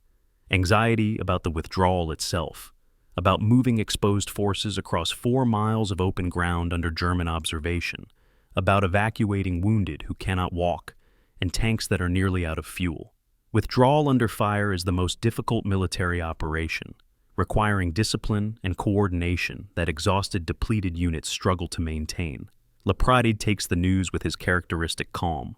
How long to prepare? He asks. Desaubry checks his watch. 5 hours. We pull out at 14:30. 5 hours to reorganize defensive positions so they can hold until the withdrawal begins. 5 hours to rig demolitions on equipment that cannot be recovered. 5 hours to prepare the wounded for movement, knowing many will not survive the journey. 5 hours to brief every soldier on the withdrawal plan, to assign responsibilities, to ensure that nobody gets left behind in the chaos of movement under fire. Desaubry and Laprade split the tasks between them, each taking responsibility for their units, coordinating at the seam where armor and airborne meet. The morning after the battle is a time of grim maintenance and preparation. Tank crews redistribute ammunition, concentrating remaining armor-piercing rounds in tanks with the best optics and most experienced gunners. Infantry squads reorganize, combining depleted units into scratch teams that barely know each other's names. Medics prepare the wounded for transport, administering morphine liberally because the wounded will need it for the journey ahead. Engineers rig demolition charges on disabled vehicles and equipment that cannot be recovered. Better to destroy it than leave it for German use. The Belgian civilians who remained in Noville emerge from cellars where they have been sheltering, offering what little food and water they have to American soldiers who protected their village. An old woman gives Desaubry a loaf of bread. He thanks her in broken French, distributes the bread among his command post staff, thinks about the absurdity of gratitude exchanged between strangers in a town being destroyed by their mutual presence. At noon, German artillery begins probing fire, suggesting German commanders know something is happening, but not exactly what. The shells are scattered, not concentrated like yesterday's bombardments, as if the Germans are trying to provoke a response that will reveal American intentions. Desaubry orders radio silence and fires prohibited except in self-defense. The next 2.5 hours pass with excruciating slowness, every minute bringing the possibility that Germans will detect the withdrawal preparations and launch a spoiling attack. At 14:15, American artillery in Bastogne begins firing smoke rounds to screen the southern approaches to Noville. At 14:25, Desaubry gives the order to his subordinate commanders. Execute withdrawal in 5 minutes. May God be with us all. December 20th, 1944. 2:30 in the afternoon, Noville. The withdrawal begins with systematic precision that will degrade into controlled chaos within minutes. First to move are the wounded, 40 men on stretchers loaded into half-tracks and trucks. Another 30 walking wounded who can manage movement with assistance. They head south toward Bastogne, under cover of smoke shells bursting over the road at 100-yard intervals, creating a curtain of white phosphorus that hides movement from German observation posts. The vehicles move slowly, perhaps 15 miles per hour, because faster speeds would jostle the wounded beyond endurance. Faster speeds would also outrun the smoke screen. Somewhere in the fog and smoke, German forward observers are calling for artillery fire on suspected American movement. The mathematics of war suggest some of those calls will be accurate. Major Desaubry rides in his command half-track near the front of the withdrawal column, positioning himself where he can make quick decisions as the situation develops. His face is a mask of concentration, eyes moving constantly between the smoke-shrouded road ahead and the tactical map in his lap. Behind him, the carefully orchestrated withdrawal is unfolding in phases. The paratroopers form a rear guard, pulling back by sections, one group providing covering fire while another group moves, classic retrograde tactics executed with the professionalism that distinguishes the 101st Airborne. The tanks come next, their withdrawal complicated by fuel shortages and mechanical issues. 2. Shermans are down to less than 10 gallons of fuel, barely enough to reach Bastogne if they move at most economical speed without stops or detours. At 2:45, the German forces detect the withdrawal and react with fury. Artillery begins falling on Noville and the road south. Not the methodical preparation bombardment of yesterday, but crash fire. Every gun that can range on the withdrawal route firing as fast as crews can load. The smokescreen that was meant to conceal becomes a trap, American vehicles moving through clouds that disorient drivers and prevent mutual support. A shell lands directly on a half-track carrying wounded, killing everyone inside instantly. Another shell hits a truck loaded with infantry, wounding 6 men who were untouched. In 2 days of combat, the withdrawal, which had been proceeding with reasonable order, begins accelerating as drivers instinctively speed up to escape the kill zone. German ground forces attack the southern perimeter simultaneously, trying to catch American rearguard forces before they can withdraw. A company of German infantry, perhaps 150 men, assaults from the east, attempting to cut the road between Noville and Bastogne. They run into Lieutenant Colonel Leprade's paratroopers, occupying carefully chosen positions, covering the withdrawal route. The resulting firefight is brief but intense. American machine guns open up at ranges of 200 yards, cutting down German soldiers running across open ground. German mortars reply, walking rounds across American positions, forcing paratroopers to hug earth and pray. The German assault stalls after 15 minutes, the survivors pulling back into dead ground, recognizing that the American rear guard is strong enough to make frontal assault suicidal. At 3 o'clock, Major Desobrais' half-track is hit by German artillery. The shell is a tree burst, an artillery round that explodes above ground, sending shrapnel downward in a cone that multiplies lethality. Desobrais is standing in the half-track's open compartment, watching the withdrawal, when the world explodes in white light and noise and pain. Shrapnel from the tree burst peppers the half-track, killing the driver instantly, wounding the radio operator and 2 other soldiers. Desobrais takes multiple fragments in the face and head. One large piece of shrapnel strikes his right eye, destroying it completely. He collapses into the half-track's bed, conscious but unable to see, blood pouring from facial wounds that are shaking into their severity. The command structure fractures in the moment of Desobrais' wounding. For perhaps 90 seconds, nobody knows who is in command, whether Desobrais is dead or wounded, what orders should be given. A captain from the 20th Armored Infantry takes temporary control, ordering Desobrais' half-track to pull over while the column continues moving. Medics descend on Desobrais, applying pressure bandages to his facial wounds, administering morphine in doses large enough to blunt the pain without rendering him unconscious. Desobrais, despite his wounds, tries to maintain command, mumbling orders through shattered teeth and torn lips. "Keep moving, don't stop, get them to Bastogne." The captain nods, relays orders, keeps the withdrawal moving. Within 5 minutes, word reaches Lieutenant Colonel Leprade that Desobrais is down and Leprade is now in command of the entire force. Leprade faces the crisis with the same calm he brought to the battle. He is now responsible for getting approximately 950 men, the survivors of Team Desobrais and 1st Battalion 506th, back to Bastogne under fire. The withdrawal is behind schedule. German artillery is intensifying, and the rearguard is engaged. In a running fight with German forces trying to cut the column, Leprade makes the only decision available: accelerate the withdrawal, accept the risks of vehicles breaking down, or running out of fuel in exchange for speed that might save lives. He radios the tank commanders: "A maximum speed to Bastogne. If you break down, rig demolitions and continue on foot. No stops except for casualties." The tank withdrawal becomes a race against fuel and German reaction. Sergeant Schmidt's Sherman, down to perhaps 5 gallons of fuel, coughs twice before the engine catches and holds. Schmidt nurses the throttle, trying to balance speed against fuel consumption, knowing that running out of fuel means abandoning a 30-ton tank that cost the Army $50,000 and represents irreplaceable armored firepower. Other tanks are in similar situations, gauges hovering near empty, drivers performing mental calculations about distance versus consumption. 2 tanks do run out of fuel, both within sight of Bastogne's perimeter. Their crews rig thermite grenades in the engine compartments, destroying the tanks to prevent German use, and walk the final half-mile into friendly lines. At 3:30, the withdrawal reaches Foy, a small village 1 mile south of Noville. This is the critical phase, the moment when withdrawal can turn into rout if defenders break under pressure. The German forces, sensing American vulnerability, launch a final assault from the north, armor and infantry trying to catch the American column during movement. Laprade positions his last tanks, perhaps 6 Shermans still combat-capable, in hasty defensive positions around Foy, creating a temporary blocking position that will cover the final withdrawal. For 15 minutes, these tanks trade shots, with pursuing German armor at ranges between 300 and 600 yards. 2 more Shermans are disabled, one by mechanical failure, the other by a German tank round that penetrates the turret.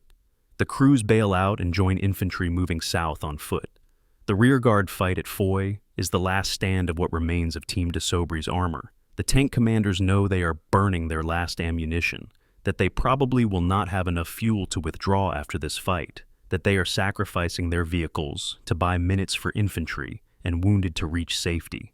They fire anyway, methodically, professionally, each shot aimed and deliberate because wasted ammunition is wasted time, is wasted lives. A German Panther explodes after taking 3 hits from different Shermans.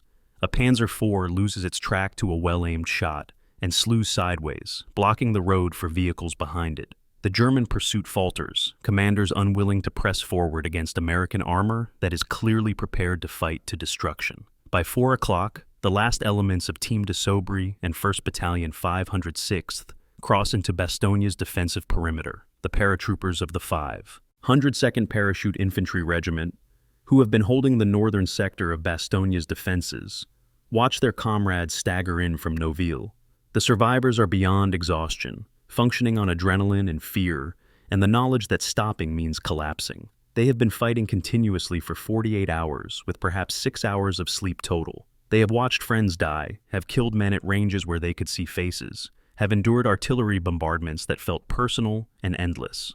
Some are wounded but still walking, refusing evacuation because wounded who can walk are needed to hold positions. Others are unwounded physically but showing signs of combat exhaustion. The shakes, the inability to focus, the flat effect that suggests emotional shutdown. The wounded from Noville are evacuated to Bastogne's central aid station, a former Belgian barracks that has been converted into a hospital.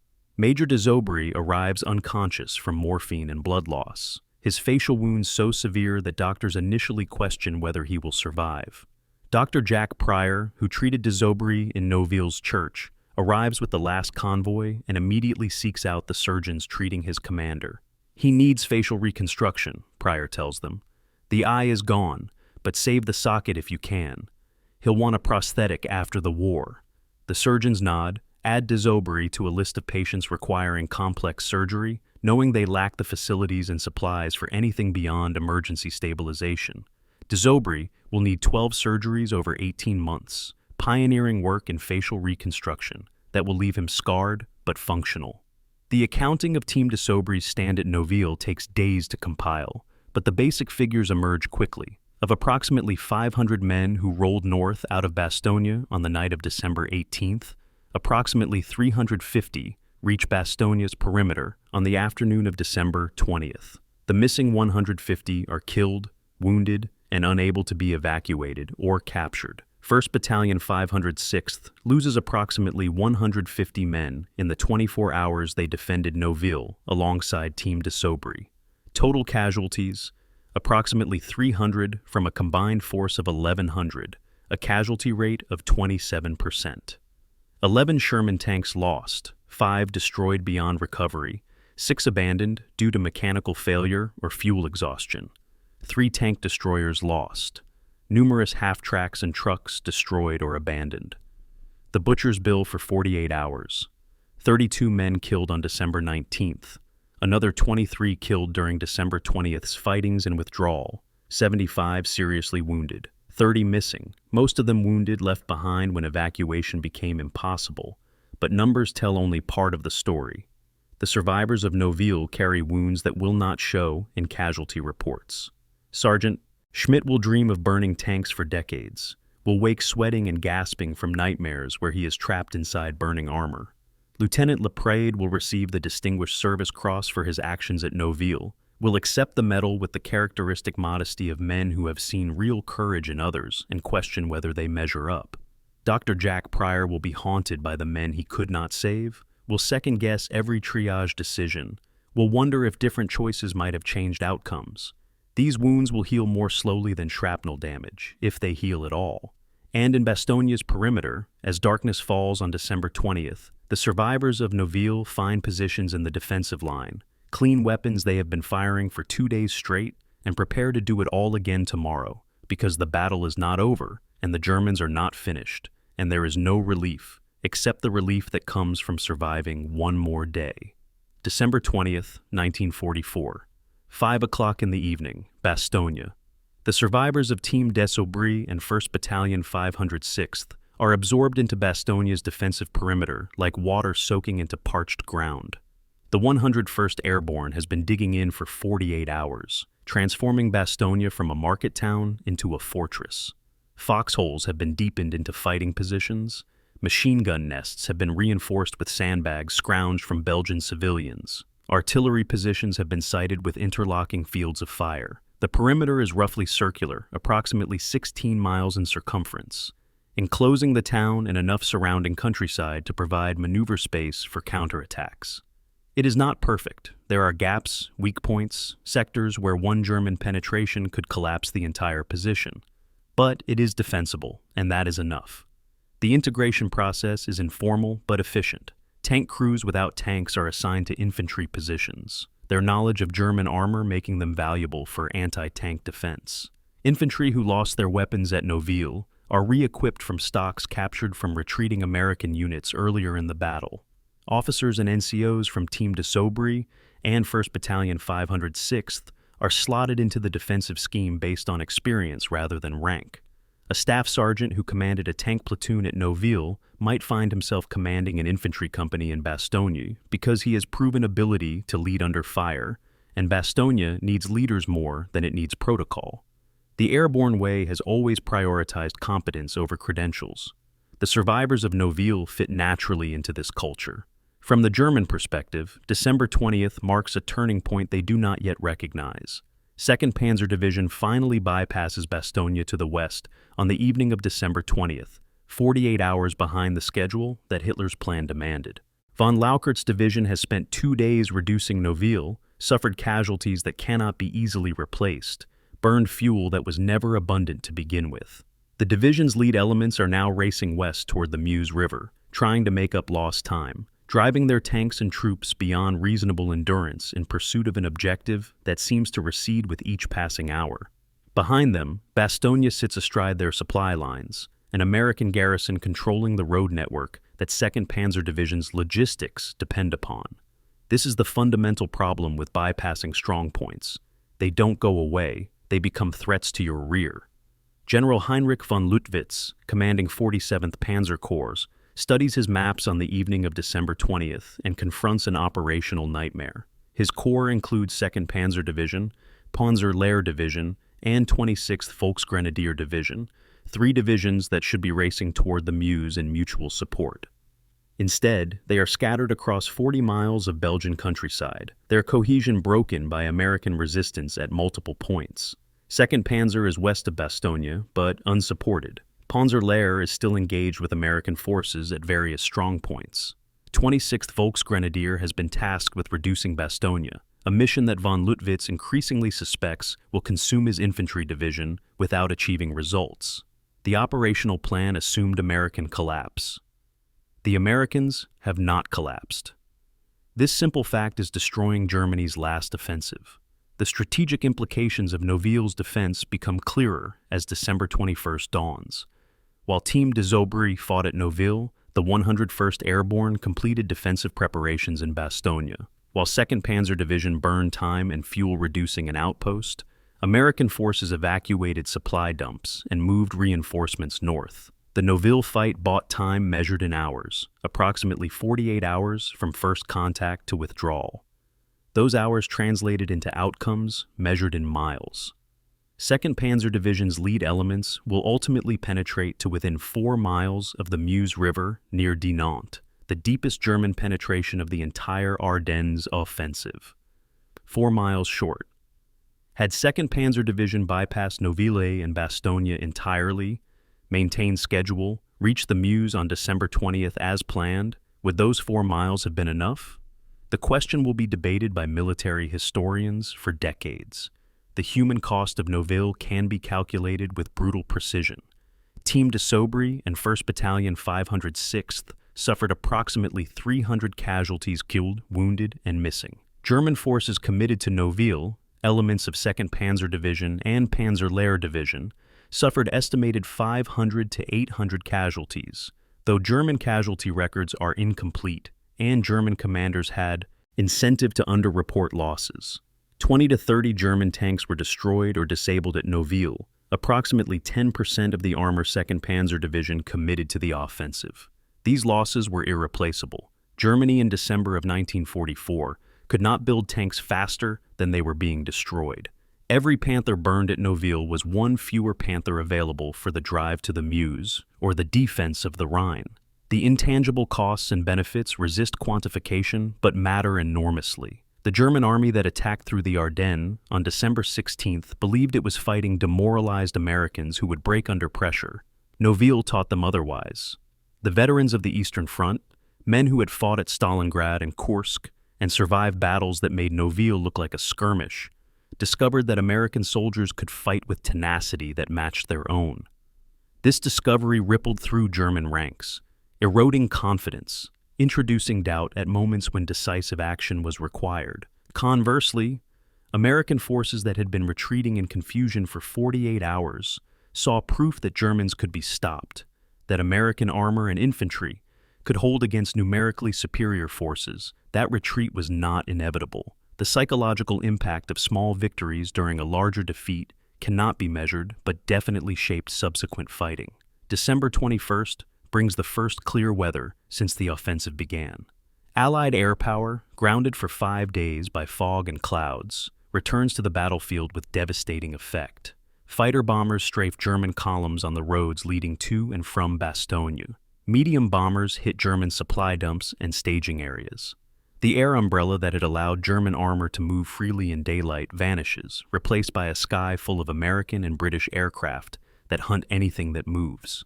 2nd Panzer Division, stretched out on the roads west of Bastogne, becomes a priority target. The division that fought through Noville to reach within 4 miles of the Meuse will be destroyed piecemeal over the next 6 days. Cut off from supplies, hammered by airstrikes, counterattacked by American armor advancing from the south. By December 27th, 2nd Panzer Division effectively ceases to exist as a combat formation. December 22nd brings another moment that enters military legend. German forces surrounding Bastogne deliver an ultimatum to General McAuliffe: surrender or face annihilation. McAuliffe's one-word response, "nuts," becomes famous, a defiant rejection that captures American determination to hold Bastogne regardless of cost. But the one-word response conceals the mathematics that made defiance possible. Bastogne can hold because the 101st Airborne completed defensive preparations during the 48 hours that Team de Sobry bought at Noville. Bastogne can hold because German forces committed to reducing Noville suffered casualties that weakened subsequent assaults on Bastogne proper. Bastogne can hold because 2nd Panzer Division bypassed the town rather than committing to its immediate reduction, a decision driven partly by the time already wasted at Noville.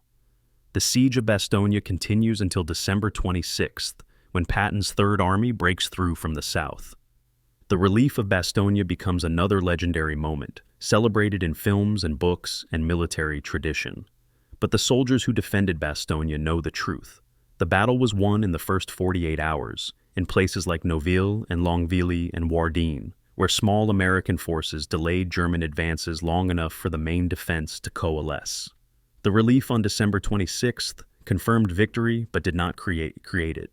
Victory was created by majors like de Sobry, who made impossible choices with incomplete information, by sergeants like Schmidt, who kept fighting when survival seemed unlikely, by lieutenants like Leprade, who led from the front because soldiers will not follow from the rear, by medics like Dr. Pryor, who worked miracles with inadequate supplies in stone churches that shook with each artillery impact. January of 1945 brings the slow work of analysis and accounting.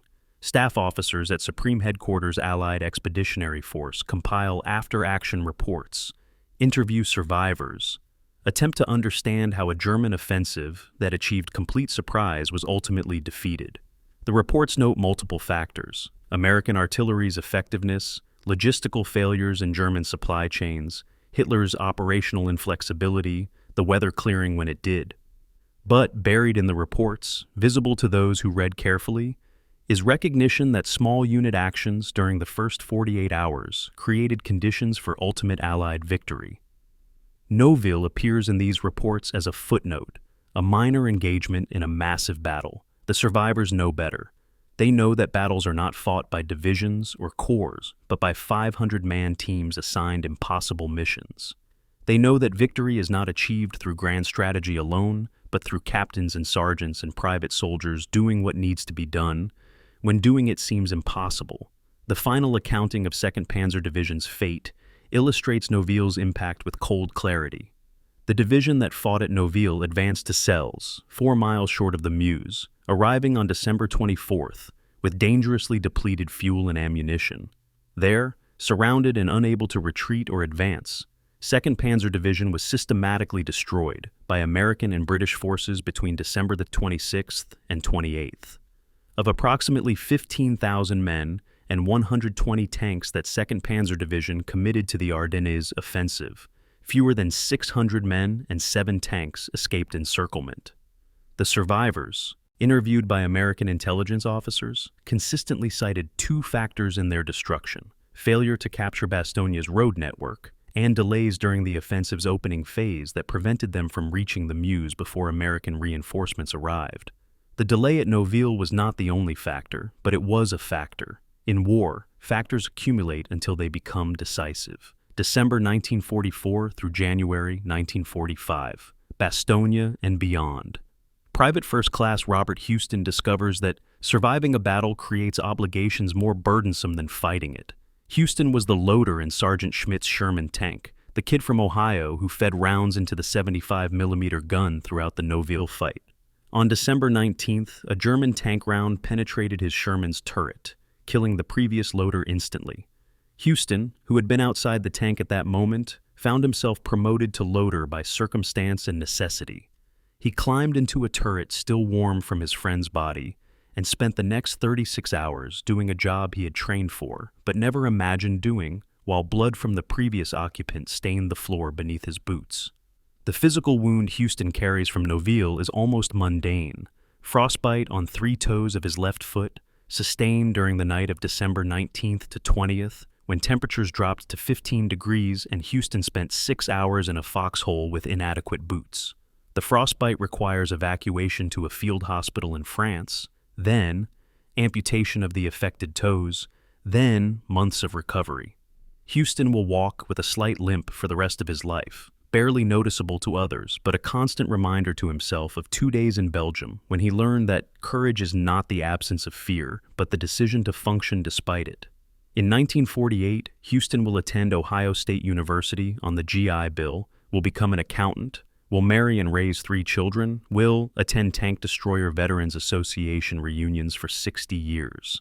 He will tell his grandchildren about Noville when they ask, but the story he tells will be sanitized, the horror removed, the fear translated into adventure suitable for children. The real story, the terror and the blood and the friend who died in the turret, that story he keeps to himself. Lieutenant James Laprade carries different wounds from Noville, less visible but equally permanent. Laprade commanded a tank platoon during the battle, destroyed 7 German tanks through a combination of aggressive positioning and exceptional gunnery. On December 20th, he was wounded during the withdrawal, when shrapnel from a German artillery shell tore through his left shoulder, missing major blood vessels by inches. Laprade refused evacuation initially, remaining with his platoon until reaching Bastogne's perimeter, only then allowing medics to treat his wound. The physical injury heals within weeks. The psychological injury never fully heals. Laprade will wake from nightmares for years, dreams where he is back in Noville, where his tank is burning, where he can see German soldiers advancing, but his gun will not fire. Laprade remains in the army after the war, partly from inertia, partly because civilian life seems impossibly complex after the brutal simplicity of combat. He serves in Korea, in Germany during the Cold War, rises to the rank of colonel before retirement in 1968.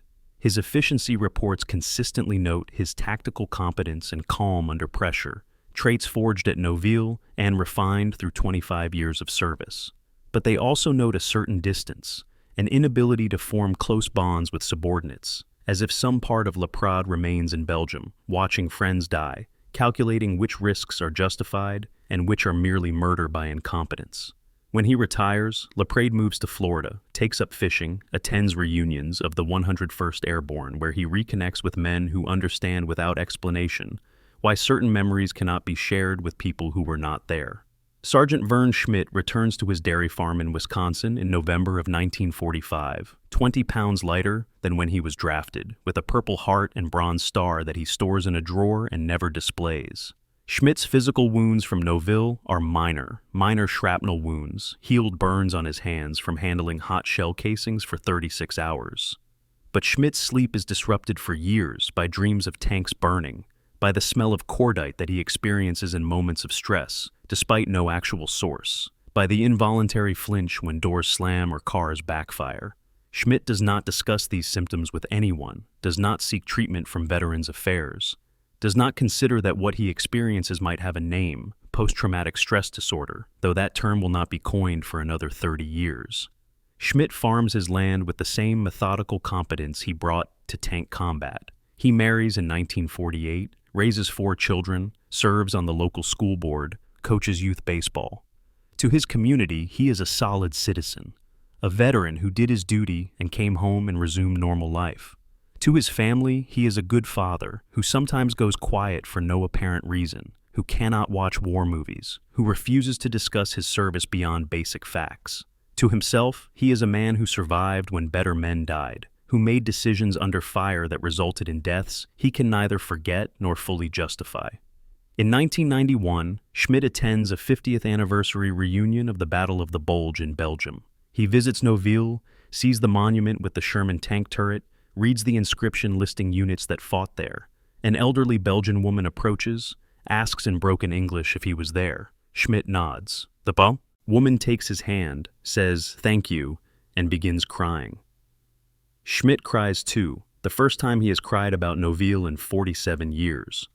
Corporal George Taylor exemplifies the anonymous courage of infantry soldiers whose names appear in no history books. Taylor was a private in Company A, 1st Battalion, 506th Parachute Infantry Regiment when he arrived at Noville on the night of December 19th.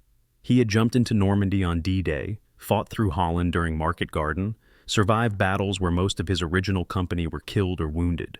Noville was supposed to be a brief assignment, deploy for 48 hours, delay German forces, withdraw to Bastogne.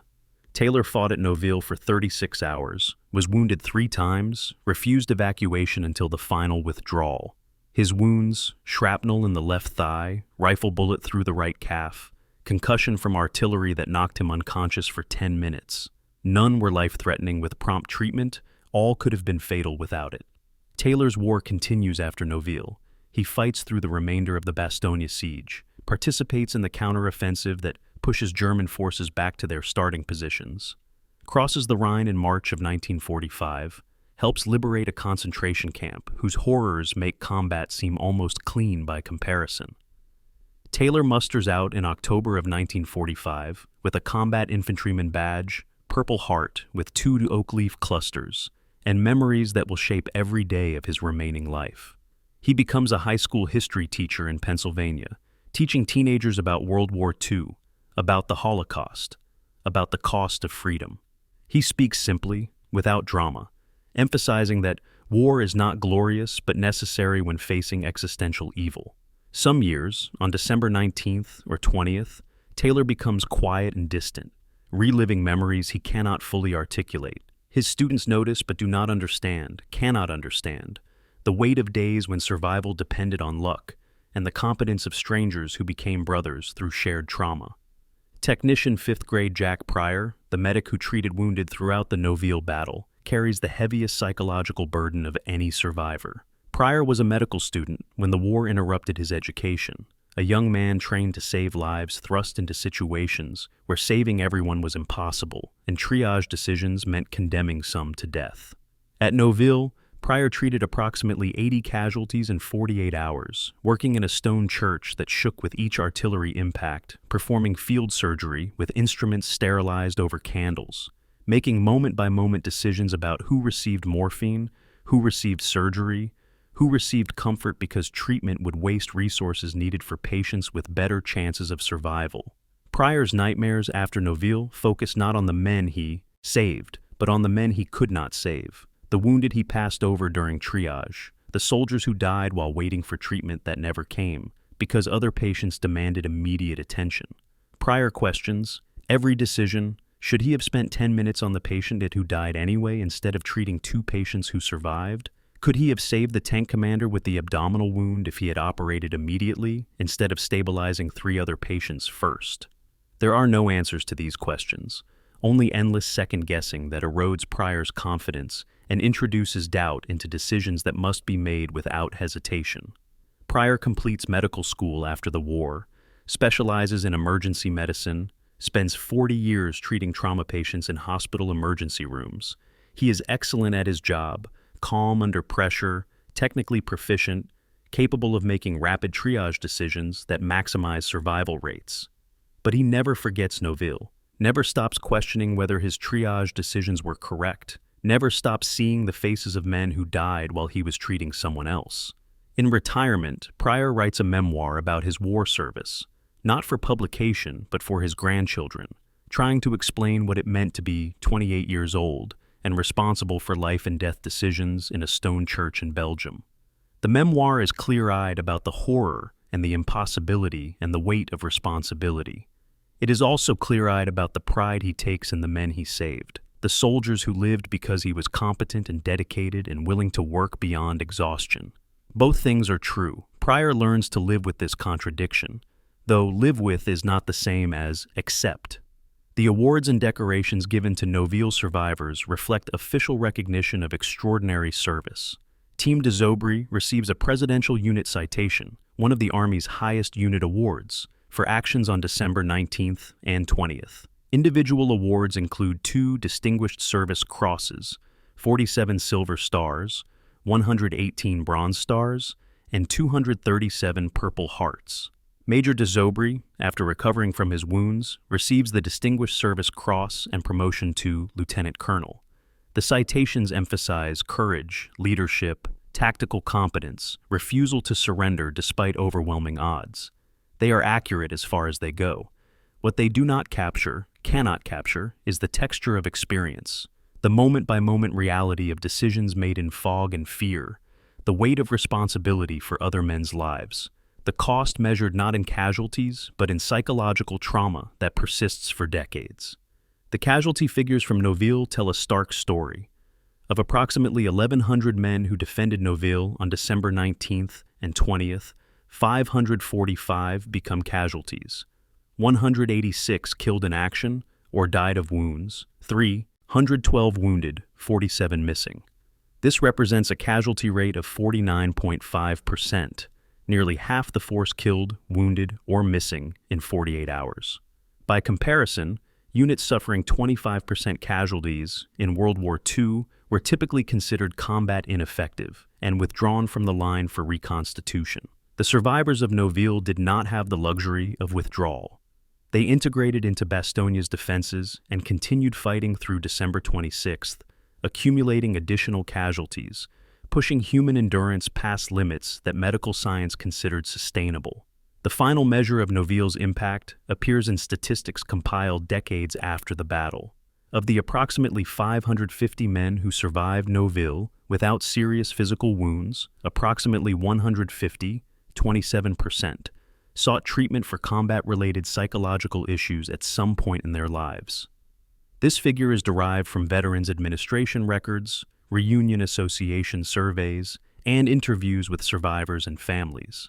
It likely understates the true impact because many men of that generation considered psychological issues a weakness to be hidden rather than treated. The percentage experiencing psychological symptoms but not seeking treatment was certainly higher, perhaps much higher.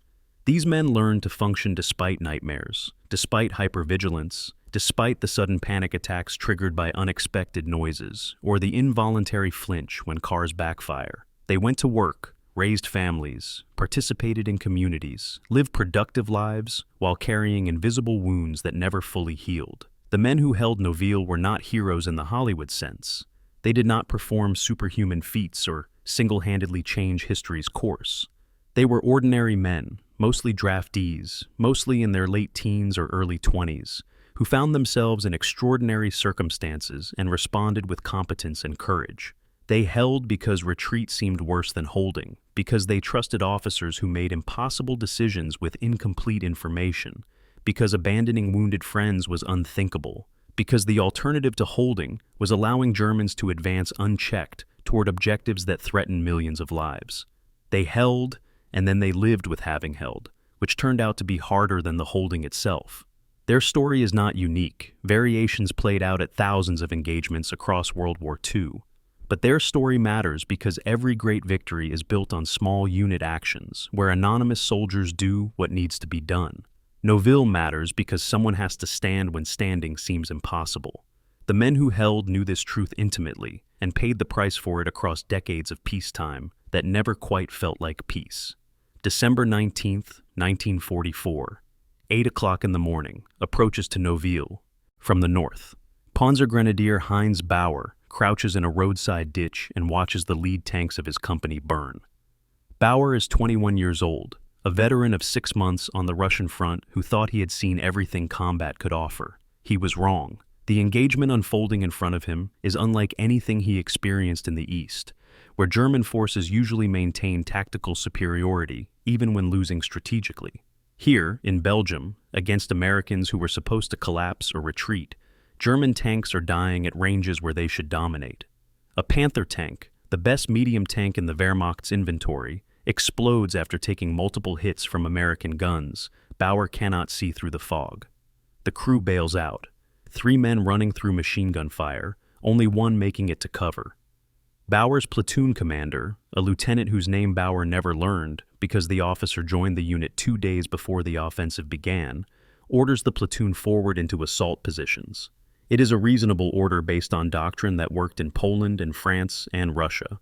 Infantry supports armor by clearing anti-tank positions and securing flanks, while tanks suppress enemy strong points with direct fire. But doctrine assumes you can see the enemy, can coordinate movement between armor and infantry, can maneuver to exploit advantages.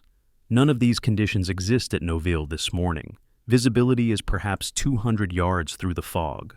Radio communication is sporadic due to American jamming or atmospheric interference. Bauer does not know which, and the distinction does not matter. Coordination between tanks and infantry has broken down completely. German forces are attacking piecemeal, units hitting American positions as they arrive, rather than waiting to concentrate force. The assault Bauer participates in is his introduction to American firepower.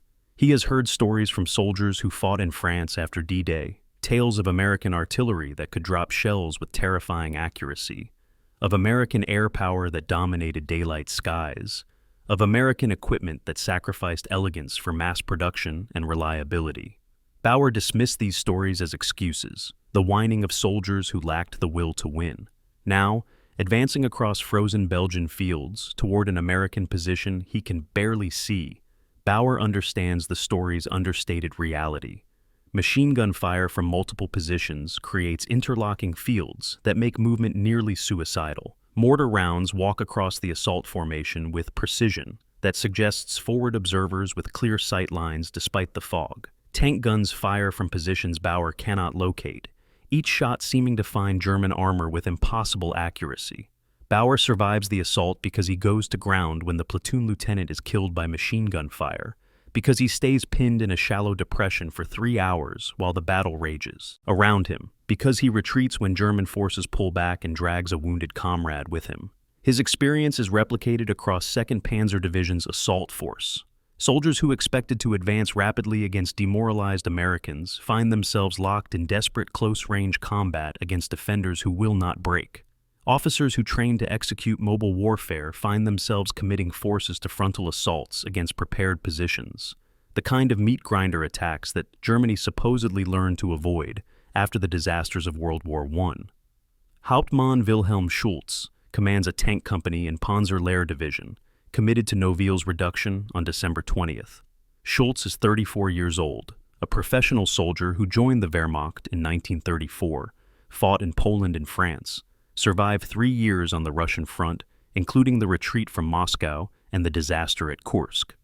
He has seen German armored formations at their peak, has witnessed their gradual degradation as losses mount and replacements decline in quality. His company, which should have 15 Panthers, has 11. The rest lost to mechanical breakdown before the offensive even began. Of his 11 operational Panthers, 3 suffer from transmission problems that limit speed and reliability. German industry can build excellent tanks but cannot build enough to replace losses or provide adequate spare parts.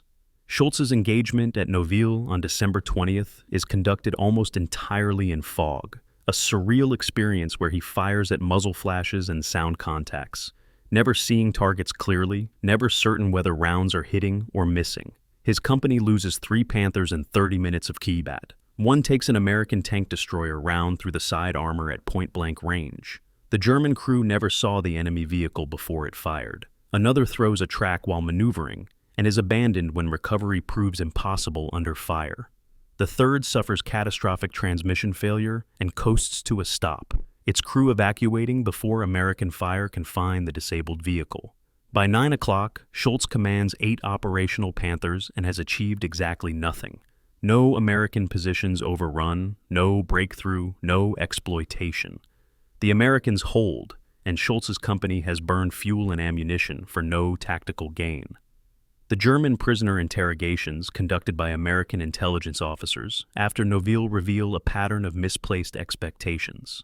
German soldiers, from privates to field-grade officers, express shock at American defensive tenacity. The intelligence briefings before the offensive emphasized American dependence on air power and artillery, implying that Americans could not fight effectively when those advantages were neutralized. The fog that grounded Allied air power was supposed to give German forces window for decisive success. Instead, it created conditions where American infantry and armor fought with determination that matched or exceeded German expectations of their own forces. A captured German lieutenant, when asked why his battalion failed to break through at Noville, responds, "We were told Americans fight from vehicles, that they lack the will for close combat. This was not what we found." The German view of Noville from prisoner accounts and post-war interviews reveals an organization suffering from cognitive dissonance.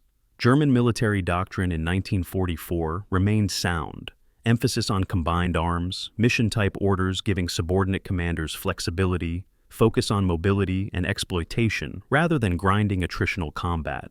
But German forces lacked resources to execute doctrine. Fuel shortages forced tactical decisions that doctrine would reject. Ammunition shortages limited artillery support that doctrine assumed would be available. Personnel shortages meant units went into combat under strength, reducing flexibility and sustainability.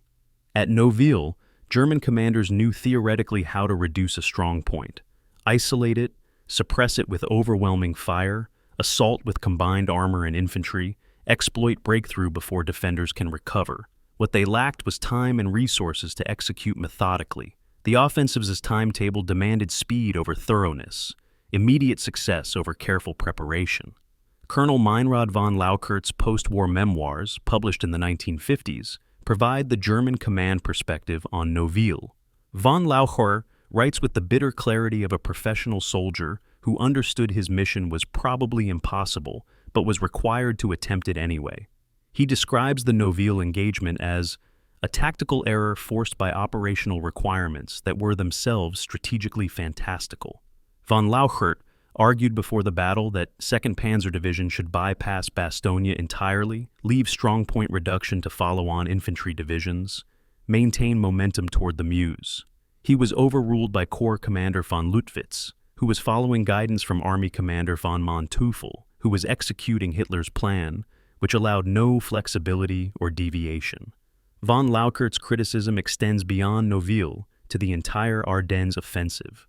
He notes that success required 4 critical conditions: surprise, bad weather grounding, Allied air power, American panic leading to rapid retreat, and capture of American fuel dumps to sustain the advance. German forces achieved the first two conditions. Surprise was complete and weather was favorable for 5 days, but they never achieved the third and fourth conditions. Americans did not panic, did not retreat beyond positions where they could reform and counterattack. American fuel dumps were mostly evacuated or destroyed before German forces could capture them. Without American fuel, German armor could not reach the Meuse. Without American panic, German forces became bogged down, reducing strong points like Noville. The offensive was doomed not by tactical failures, but by strategic assumptions that proved false. The human cost of Noville from the German perspective appears in casualty statistics that are incomplete but suggestive. 2nd Panzer Division does not maintain detailed casualty records during the battle. The division is moving too fast, fighting too continuously for administrative precision. Post-war estimates based on unit strength reports suggest 2nd Panzer Division suffered approximately 500 casualties killed, wounded, and missing during the Noville engagement. Panzer Lehr Division's casualties at Noville are even less well documented, but probably exceeded 300. These figures represent roughly 10% of the combat strength the two divisions committed to the Ardennes Offensive. More significantly, they represent casualties suffered before either division reached its primary objectives, before the main battle for the Meuse crossings that was supposed to determine the offensive's outcome. The psychological impact of Noville on German morale is harder to quantify, but clearly significant. German soldiers in December 1944 were not the confident warriors who conquered Poland and France. They were tired men fighting a losing war, sustained partly by discipline, partly by propaganda, partly by the justified fear of Soviet revenge if Germany lost. The Ardennes Offensive represented a last hope. If successful, perhaps the Western Allies would negotiate peace. Perhaps Germany could concentrate forces against the Soviets. Perhaps defeat could be postponed, if not prevented. Noville and the larger failure at Bastogne killed this hope. The men who survived Noville and continued toward the Meuse carried the knowledge that American resistance would not collapse, that fuel and ammunition were running out, that the offensive was failing.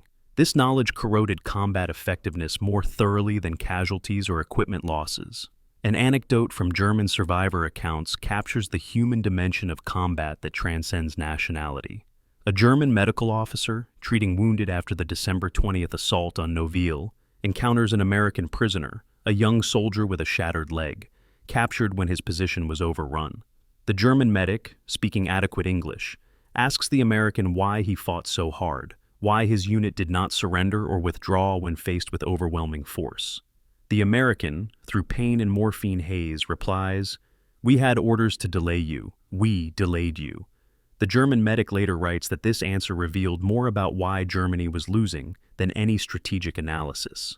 Americans fought because they received orders and accepted that orders should be followed, even when following them meant probable death. Germans fought for the same reason, but German orders increasingly demanded impossible achievements. The difference between following difficult orders and following impossible orders was the difference between Noville's defense and Noville's attack. In 1984, 40 years after the battle, German and American Noville veterans meet in Belgium for a commemoration ceremony. The meeting is awkward initially. Old men who tried to kill each other, separated by language and memory, and the weight of decades. But combat creates a bond that transcends former enmity. These men shared an experience that civilians cannot understand, fought in the same small piece of earth under conditions of terror and exhaustion that erased distinctions between victor and vanquished. They share photographs, compare memories, discover that both sides remember the fog and the fear and the desperate randomness of who lived and who died. A German veteran asks an American veteran, "Would you have held if you knew the cost?" The American considers before answering, "Would you have attacked if you knew it would fail?"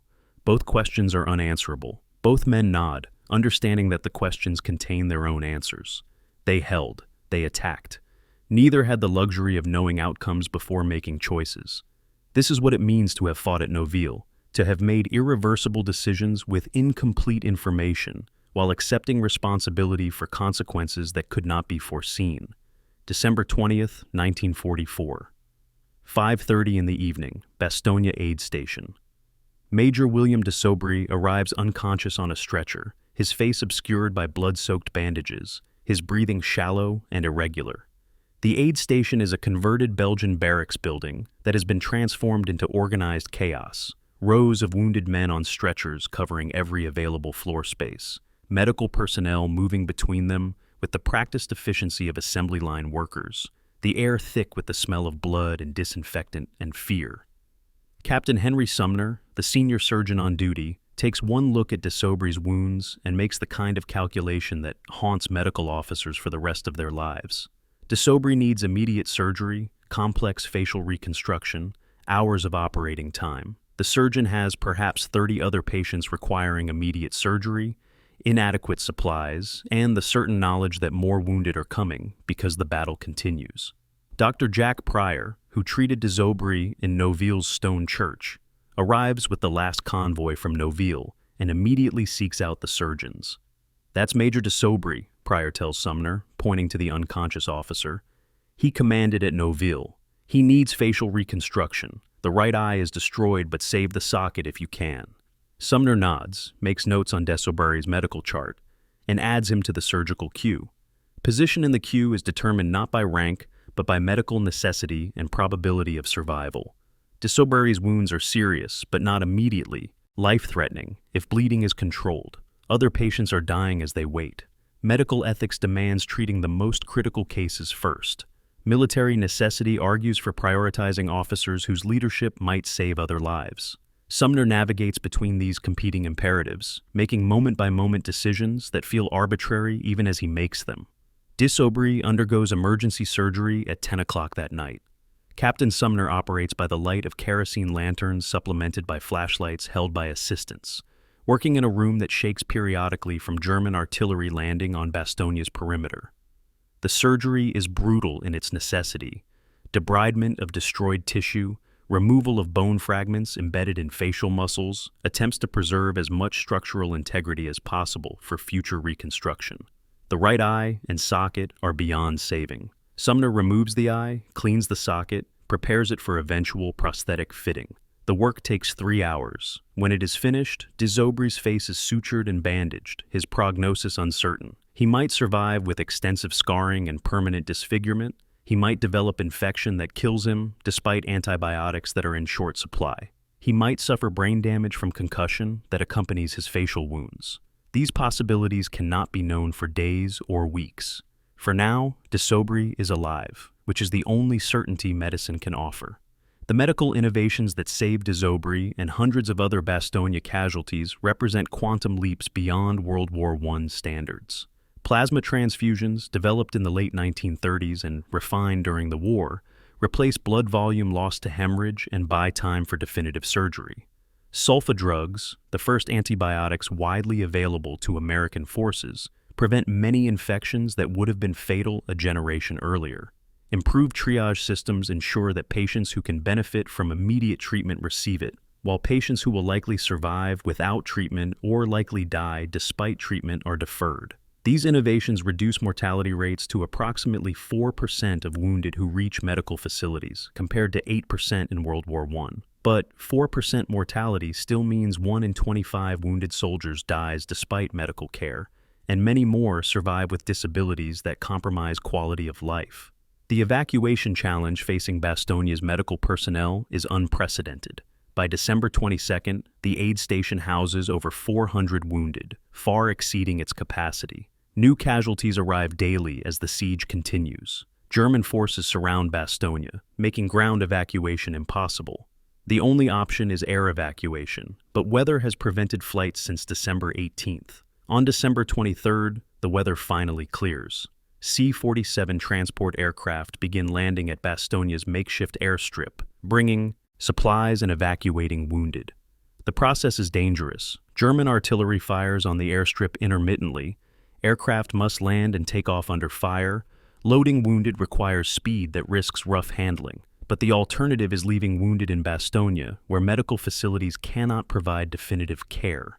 Over 3 days, approximately 1,500 casualties are evacuated by air, including Major de Sobry.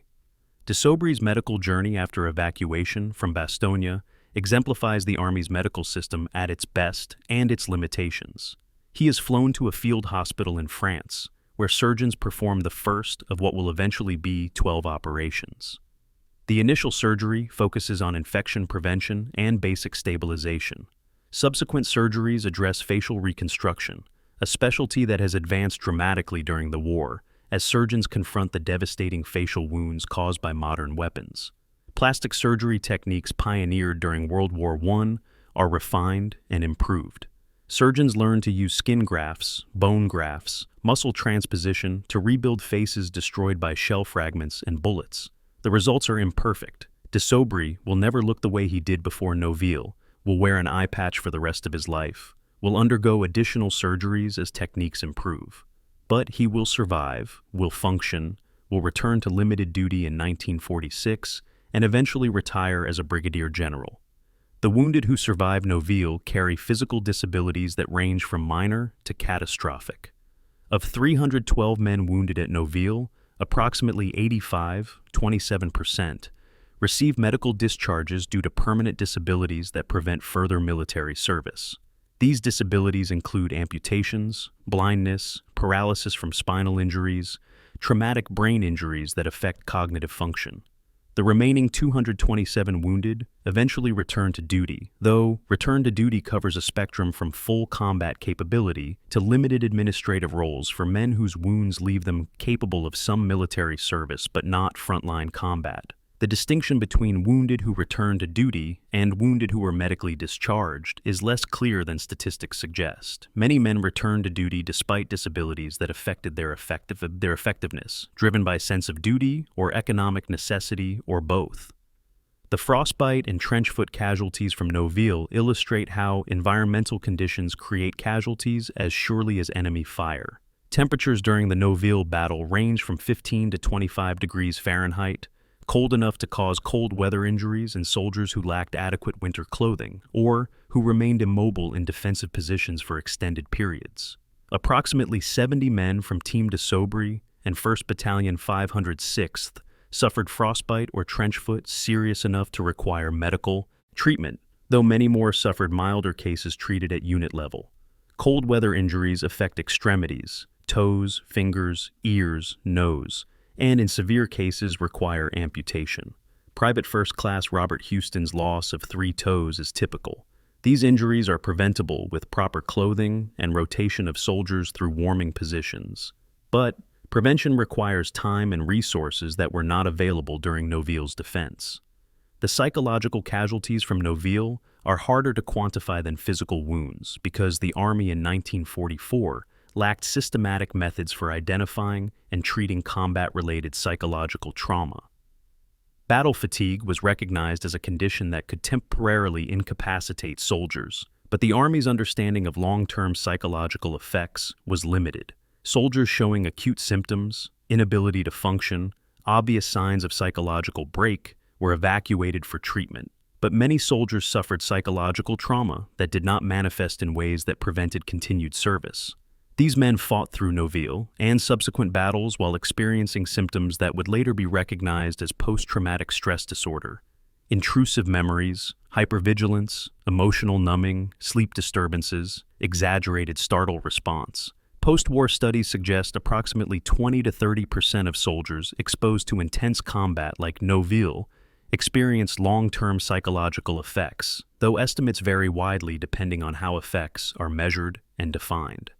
These effects manifested in multiple ways. Some men developed obvious symptoms within months of combat. Others functioned apparently normally for years before experiencing delayed onset of symptoms triggered by stress or life transitions. The Veterans Administration, established to provide care for returning soldiers, struggled to meet the needs of psychologically wounded veterans, partly because the medical profession's understanding of combat trauma was still evolving, partly because many veterans were reluctant to seek treatment for conditions they perceived as weakness. Dr. Jack Pryor's post-war career illustrates how combat experience shapes medical practice in unexpected ways. Pryor completes his medical education after the war, specializes in emergency medicine, and spends 40 years treating trauma patients in civilian hospitals. His colleagues consider him exceptionally skilled at triage and crisis management, able to make rapid decisions in chaotic environments where incomplete information and competing priorities require judgment that cannot be taught from textbooks. Pryor knows these skills were forged at Noville, in a stone church that shook with artillery impacts, treating wounds for which his medical training had not fully prepared him. But he also knows the psychological cost of those skills.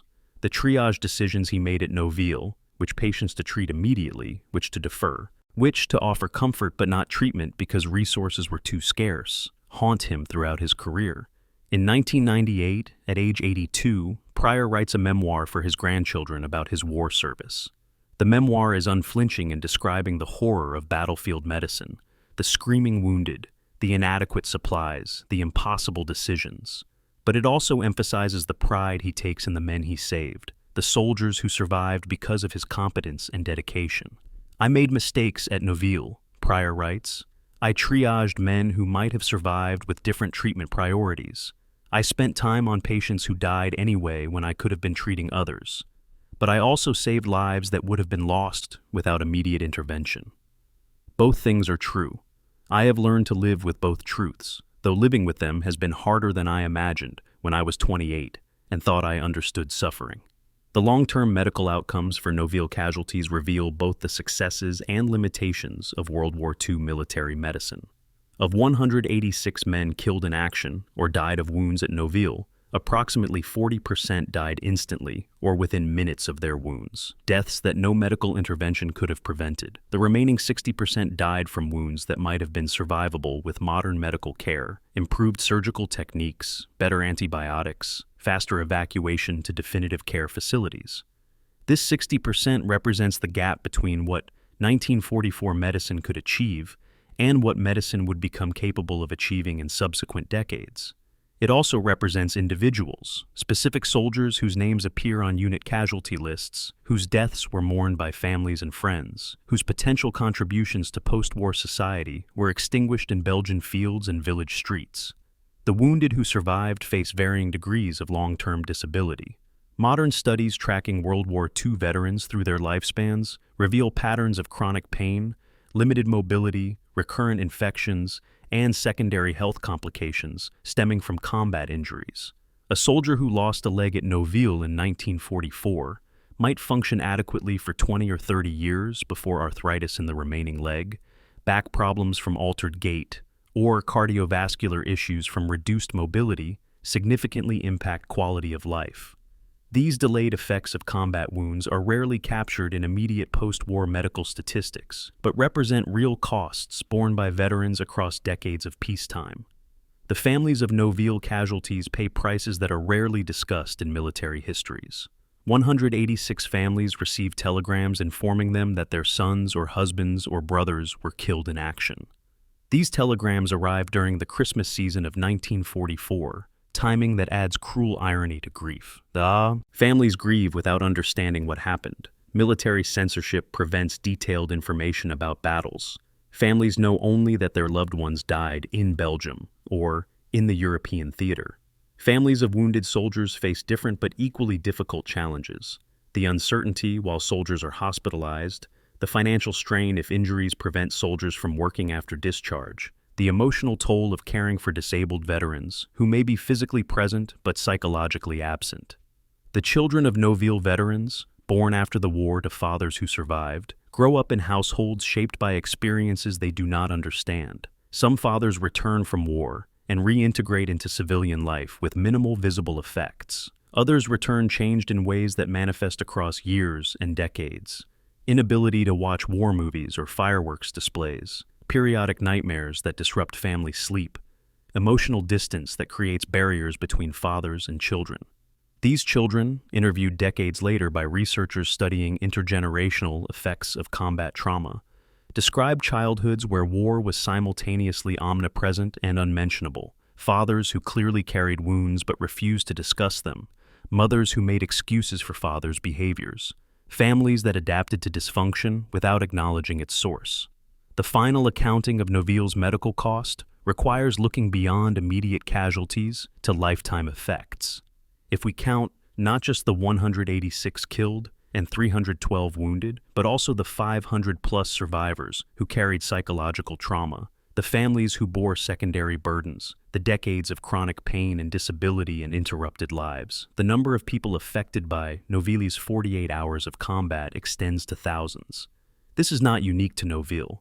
Every battle creates similar cascades of suffering that ripple outward through space and time. But understanding these cascades is essential to honest accounting of war's costs. The price of victory at Noville was paid not just by the soldiers who fought there, but by everyone those soldiers were connected to, across years and decades that stretched far beyond December of 1944. December 19th through 26th, 1944. Bastogne perimeter. While Team des Aubry fought at Noville, a larger drama was unfolding across the 16-mile perimeter surrounding Bastogne. The 101st Airborne Division, reinforced by armored and artillery units, was transforming a medieval market town into a fortress that would become synonymous with American determination. The transformation happened with remarkable speed. In 48 hours, paratroopers who had never seen Bastogne before December 18th established defensive positions, registered artillery fires, created supply dumps, and prepared to withstand a siege by forces that outnumbered them at least 3 to power 1. The defense of Bastogne was not a single battle, but dozens of simultaneous engagements around the perimeter, each one critical, each one a story of small units holding impossible positions. Team Cherry, commanded by Lieutenant Colonel Henry Cherry, deployed east of Bastogne toward Longueville on the evening of December 18th. The same night, Team des Aubry moved to Noville.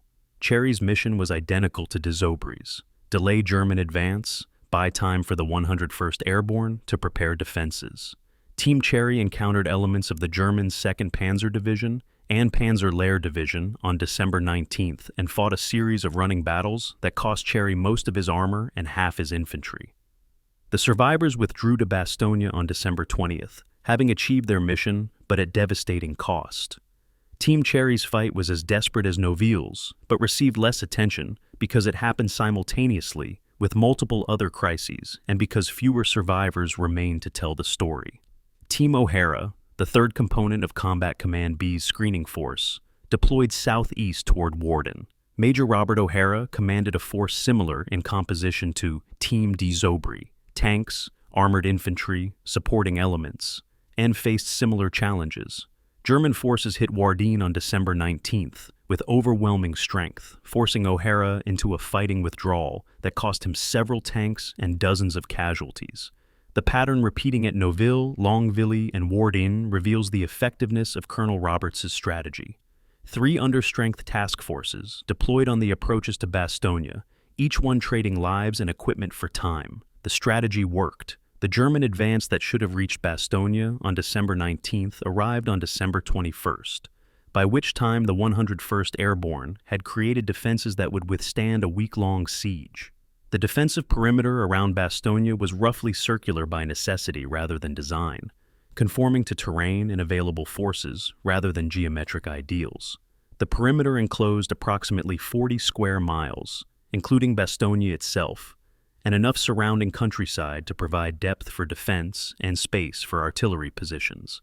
The defenders numbered approximately 18,000 men by December 20th. The 101st Airborne Division, with attached units, survivors of Combat Command B 10th Armored Division, various artillery battalions, engineers, and stragglers from units overrun during the offensive's opening days.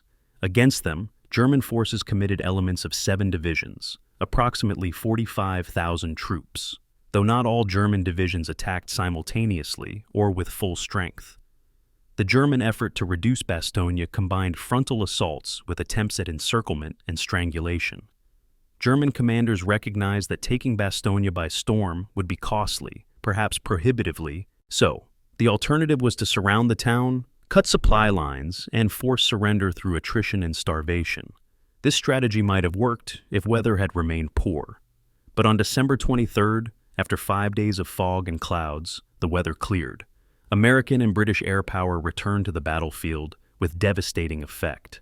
C-47 transport aircraft dropped supplies to Bastogne despite German anti-aircraft fire. Fighter bombers struck German forces surrounding Bastogne, disrupting attacks and destroying supplies. The air resupply transformed Bastogne's siege from a race against starvation to a contest of wills. The air supply operations over Bastogne represent one of World War II's remarkable logistical achievements.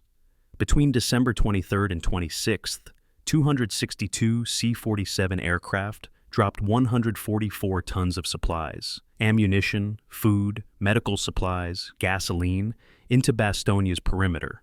The drop zones were small, ringed by German forces, subject to anti-aircraft fire. Several aircraft were shot down. Many supply bundles landed outside the perimeter and fell into German hands, but enough supplies reached American forces to sustain the defense. The psychological impact of seeing American aircraft overhead after days of siege was as important as the physical supplies. The men defending Bastogne knew they had not been abandoned, that the American military machine was mobilizing to relieve them, that survival was possible if they could hold a few more days. December 22nd brought the famous German surrender demand. German officers approached American lines under flag of truce, carrying an ultimatum from Lieutenant General Heinrich von Luttwitz: surrender Bastogne to avoid annihilation. The message emphasized German superiority in numbers and firepower, promised honorable treatment for prisoners, threatened destruction if the offer was refused. Brigadier General Anthony McAuliffe, still commanding the 101st Airborne in General Taylor's absence, responded with a single word: nuts. The response required explanation to the German officers who delivered the ultimatum. American slang does not translate directly to German. When the meaning was clarified, the German officers withdrew and the battle continued. McAuliffe's one-word response became legendary, a symbol of American defiance that has been celebrated in films, books, and military tradition. But the legend obscures the calculation behind the defiance. McAuliffe did not respond nuts from bravado or disregard for his soldiers' lives. He responded nuts because the mathematics of the situation suggested Bastogne could hold, and that surrender would achieve nothing except the loss of a critical road junction. The weather had cleared, allowing air resupply and air support. Intelligence indicated American reinforcements were approaching from the south. Patton's Third Army was driving north to break. The siege. German forces surrounding Bastogne were not strong enough to take the town by assault, as repeated failed attacks had demonstrated. Holding cost lives, but surrender would cost Bastogne's strategic value and might cost more lives if German treatment of prisoners proved less honorable than promised. The fighting around Bastogne's perimeter during the siege was characterized by German probing attacks designed to identify weak points. German forces attacked different sectors on different days, concentrating force against positions they believed vulnerable, withdrawing when attacks stalled. The village of Marville, on Bastogne's southeastern perimeter, came under sustained attack on December 23rd and 24th. The 327th Glider Infantry Regiment defended Marville against repeated German assaults, holding despite casualties that reduced some companies to platoon strength. The village changed hands twice before American forces finally secured it on December 25th. Similar patterns played out at other points around the perimeter: Champs, Hemroule, Flamezoule, villages whose names appear in history books only because American soldiers bled to hold them. The artillery duel around Bastogne was as intense as the infantry fighting. American artillery battalions, firing from positions inside the perimeter, had the advantage of interior lines. They could shift fires rapidly to support threatened sectors. German artillery, firing from positions surrounding Bastogne, had the advantage of numbers but the disadvantage of coordination problems. American counter-battery fire, directed by forward observers and increasingly by air observers after the weather cleared, gradually attrited German artillery. By December 25th, German artillery fires had decreased noticeably, suggesting ammunition shortages or successful counter-battery missions. The reduction in German artillery improved conditions for American defenders but did not end the siege. Only the arrival of relieving forces could do that. December 26th brought relief from an unexpected direction. Patton's Third Army, attacking north from Luxembourg, achieved a breakthrough that reached Bastogne's southern perimeter. The lead elements were from the 4th Armored Division, which had been fighting continuously since December 22nd to break through German defensive lines. The breakthrough was narrow, a corridor perhaps 2 miles wide through which supplies and reinforcements could flow, but which German forces could potentially cut. The relief was real but precarious. Bastogne remained under threat. The corridor remained under fire, the battle continued, but the psychological impact was immense. The garrison that had held for 8 days against odds that should have been overwhelming now knew relief had arrived, that they had succeeded, that their sacrifice had not been in vain. The final statistics of the Bastogne siege illustrate both American success and its costs. American casualties during the 8-day siege, approximately 3,000 killed, wounded, and missing. German casualties, estimated 15,000 to 20,000 killed, wounded, and missing, though German records are incomplete and German commanders had reason to underreport losses. American forces held a 16-mile perimeter with 18,000 troops against attacks by 45,000 German troops. The mathematics suggest the defenders should have been overwhelmed. They were not, for multiple reasons. Superior defensive positions, effective use of artillery, air support after December 23rd, and the quality of troops. The 101st Airborne Division was an elite formation, even by American standards. The attached units, including the survivors of Combat Command B 10th Armored Division, had proven their competence in the screening battles before the siege began. Bastogne's defense succeeded because multiple factors aligned at critical moments. The weather cleared when it did, allowing air resupply and support. Patton's Third Army achieved its breakthrough when it did, arriving before Bastogne's defenders reached the breaking point. German forces failed to coordinate their attacks effectively, hitting different sectors sequentially rather than simultaneously. American defenders held positions against attacks that achieved local successes but never achieved breakthrough. Each factor was necessary but not sufficient. Remove any single factor and Bastogne might have fallen. The margin between success and failure was narrow enough that small unit actions, like Team de Sobry's stand at Noville, could tip the balance. The relationship between Noville's defense and Bastogne's survival illustrates warfare's complexity. Noville was one of perhaps a dozen critical actions during the battle's first 48 hours. Team Cherry's fight at Longueville mattered.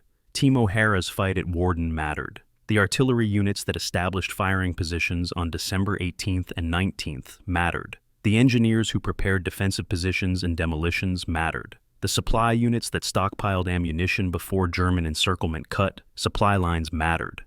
Victory resulted from dozens of correct decisions and hundreds of individual acts of courage and competence. Historians focus on Noville partly because it exemplifies these larger patterns, partly because the documentary record is relatively complete, partly because Major de Sobry's wounds and subsequent career created a human interest story that captured public imagination. But the soldiers who fought at Bastogne knew the truth. Every position mattered, every stand counted, every hour bought for defensive preparation contributed to ultimate success. The question, could Bastogne have held without Noville, is less important than recognizing that Bastogne held because soldiers at Noville and Longueville and Worden and a dozen other places did what was asked of them, when what was asked seemed impossible.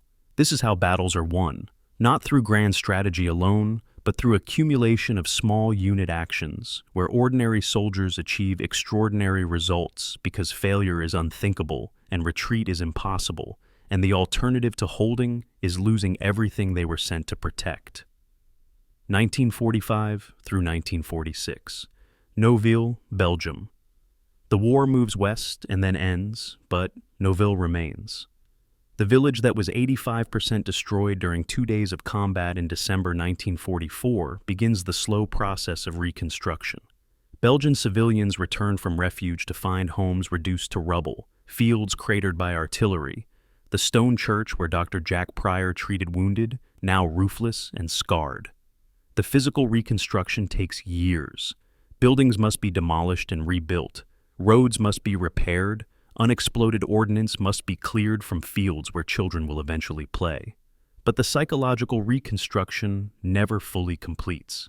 Noville before December 19th was a village where nothing much happened. Noville after December 20th is a place permanently marked by war, forever associated with combat that most residents experienced only as sounds and terror from cellars where they sheltered. The Belgian civilians who survived Noville's destruction carry their own wounds. 32 Belgian civilians died during the battle, killed by artillery fire, or trapped in burning buildings, or caught in crossfire between American and German forces. These deaths were incidental to the military battle. Neither American nor German forces intentionally targeted civilians. But intentionality provides no comfort to families who lost members. Marie Devos, a widow who lost 2 sons during the battle, becomes one of the first Belgian civilians to honor American sacrifice. In spring of 1945, she places flowers at the crossroads where American tanks made their stand. Other civilians join her. The informal remembrance becomes a tradition that continues across decades, an act of gratitude and mourning performed by people whose lives were irrevocably changed by events they did not choose. 1950 brings the first formal monument to Noville's battle. Belgian and American officials gather at the village crossroads to dedicate a stone memorial listing the units that fought there. Combat Command B, 10th Armored Division, Team de Sobry, 1st Battalion, 506th Parachute Infantry Regiment. The ceremony is modest by modern standards, perhaps 300 attendees, speeches by Belgian officials and American military representatives. A moment of silence for the dead. A handful of American veterans return for the ceremony, men who swore they would never return to Belgium, now finding that the need to honor dead comrades overrides the desire to forget. The veterans walk the ground where they fought, point out positions they held, share memories with each other that they cannot share with people who were not there. Some find the experience cathartic. Others find it reopens wounds they thought had healed. The monument itself is simple, a stone plinth approximately 8 feet tall, inscribed with unit designations and dates, crowned with a bronze plaque bearing the words, "Here American soldiers delayed the German advance toward Bastogne, December 19th to 20th, 1944. The simplicity is deliberate. Belgian officials consulted with American veterans about the monument's design, and the consensus was to avoid grandiosity. The men who fought at Noville did not consider themselves heroes in need of monuments.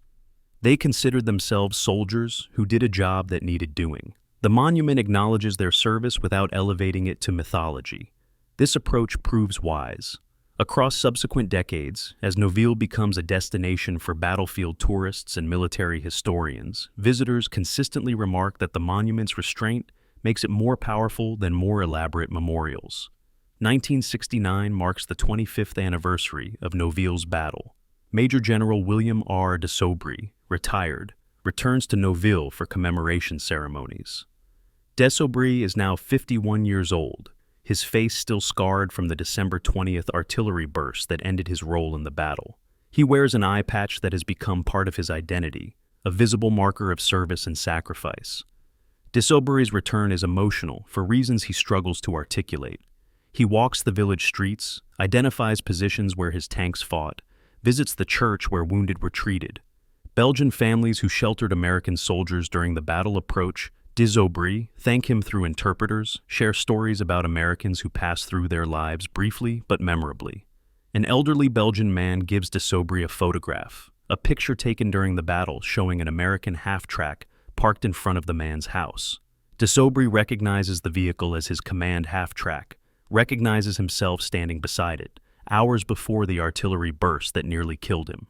The reunion between de Sobry and surviving Belgian civilians reveals the battle's dual nature, a military engagement that shaped strategic outcomes and a human catastrophe that destroyed a community. The Belgians honor American soldiers who protected them, but they also mourn the destruction that protection entailed. Their village was devastated not by German intent, but by its location astride a road the Germans needed to use. American forces defended the village, but American and German artillery destroyed it.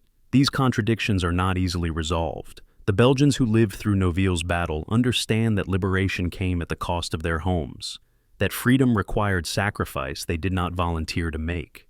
They express gratitude without resentment, but the gratitude is complicated by loss that can never be fully compensated. 1994 brings the 50th anniversary commemoration. The event is much larger than 1969's ceremony. Several hundred veterans return from America, Belgium, and Germany. Media coverage is extensive.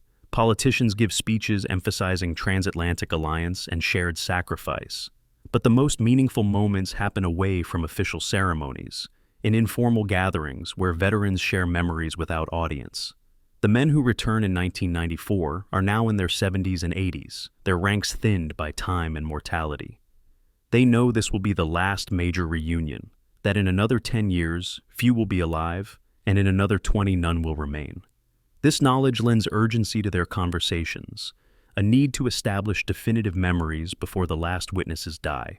A Sherman tank turret is installed at the Crossroads Monument in 1994, mounted on a stone base that elevates it to eye level. The turret is from Tank 41, one of the Shermans destroyed on December 19th during the first German assault. The turret was recovered from a Belgian farmer's field where it had sat for 50 years, used as storage shed and conversation piece.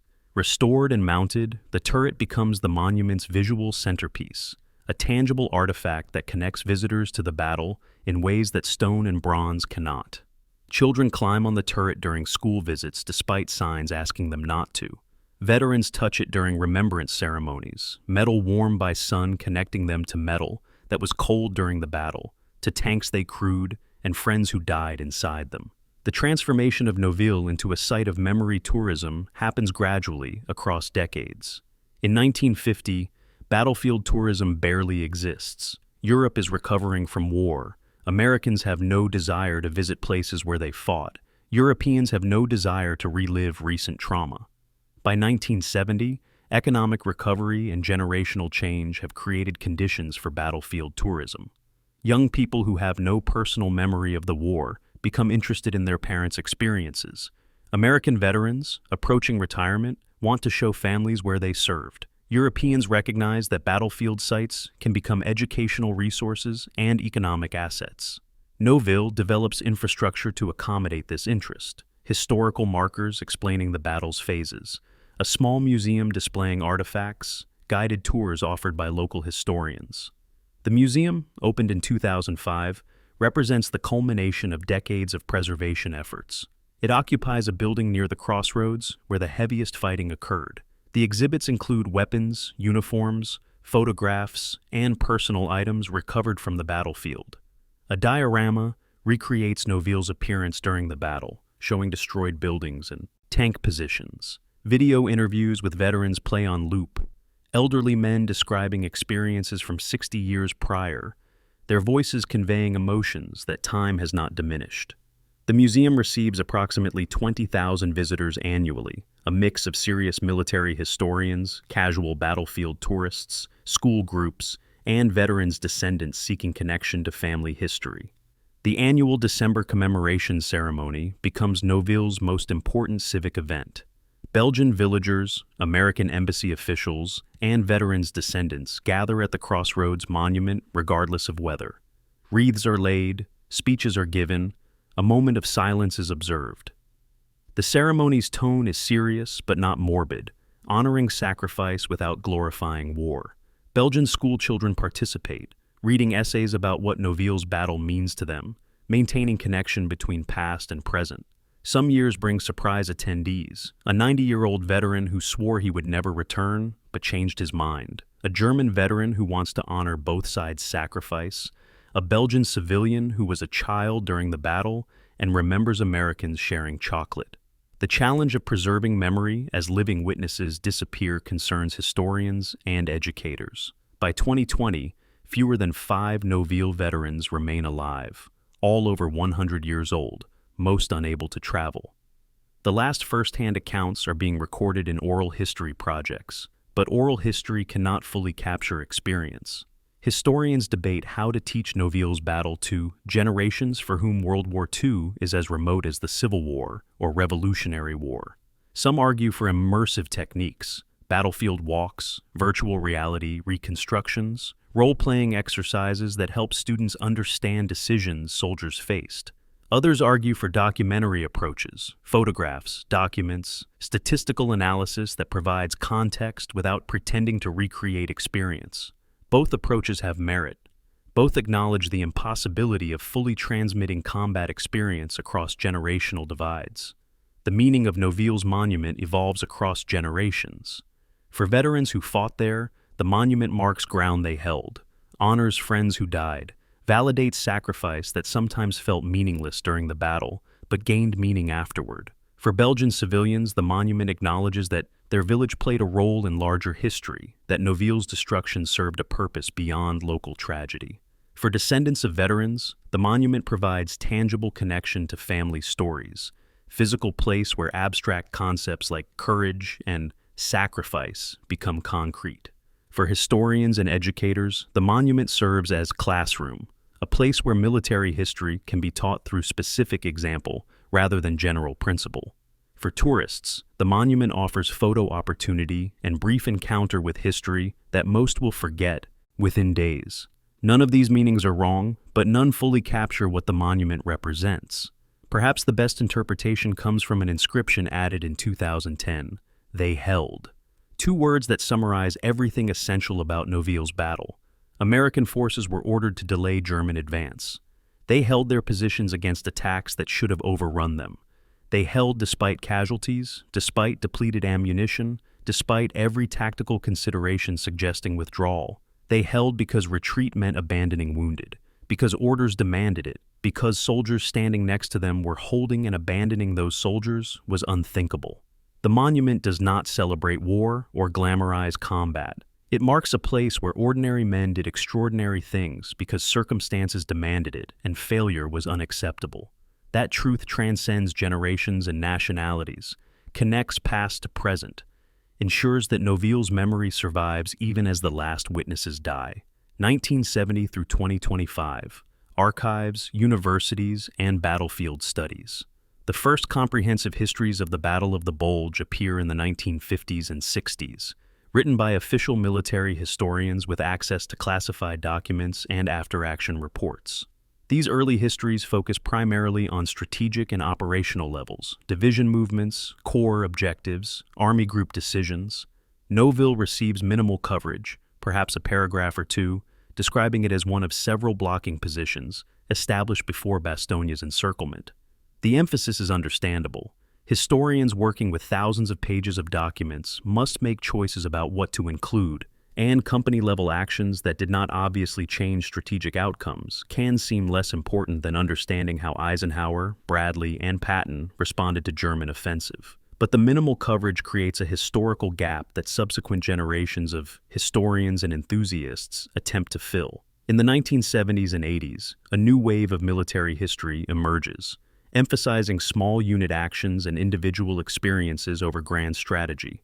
Hugh Cole's Official History gives Noville more attention, drawing on interviews with survivors and German sources captured after the war. SLA. Marshall's interviews with veterans, conducted shortly after the battle, provide rich detail about specific engagements. John Toland's Popular History weaves personal narratives with strategic analysis. These works establish Noville's place in Bulge historiography, creating a narrative that subsequent historians will challenge, refine, and occasionally mythologize. The declassification of German military records in the 1990s transforms understanding of the German perspective. American historians had relied primarily on Allied sources and post-war German memoirs, which were often self-serving or incomplete. Access to actual German unit records, war diaries, after-action reports, casualty lists, reveals discrepancies between American and German accounts of Noville's battle. German casualty figures are lower than American estimates suggested, though still substantial. German commanders' assessments of American resistance are more nuanced than prisoner interrogations indicated. The German perspective reveals that Noville was one of multiple friction points rather than the decisive engagement American narratives sometimes portrayed. This does not diminish American achievement at Noville, but contextualizes it within a larger operational picture where multiple factors contributed to German defeat. The oral history projects of the 1990s and 2000s capture aging veterans' memories, creating an invaluable resource while introducing methodological challenges. Memory is malleable, shaped by subsequent experiences and cultural narratives. Veterans interviewed 50 or 60 years after events may unconsciously incorporate details from films, books, or other veterans' stories into their own memories. Psychological research demonstrates that traumatic memories are particularly vulnerable to distortion. The emotional intensity of experience creates vivid but not necessarily accurate recollections. Historians must balance respect for veterans' experiences with critical analysis of inconsistencies between oral testimony and documentary evidence. A specific example illustrates the challenge: the timing and intensity of German attacks on December 20th. American veterans consistently describe a massive dawn assault emerging from dense fog, with dozens of German tanks appearing simultaneously. Contemporary after-action reports describe attacks that were staggered rather than simultaneous, involving fewer tanks than veterans recall. German records confirm the attacks occurred, but suggest smaller force than American memories indicate. The discrepancy does not mean veterans are lying, or that military records are definitive truth. Memory amplifies threat perception. Soldiers facing life-threatening attack experience time distortion and sensory overload that affects subsequent recall. Military records are created under imperfect conditions and may undercount casualties or equipment losses. The historical truth likely lies somewhere between memory and documentation, accessible only through triangulation of multiple imperfect sources. The Battle of Bulge has generated countless what-if scenarios that historians debate with varying degrees of rigor. What if weather had remained poor another week, preventing Allied air support?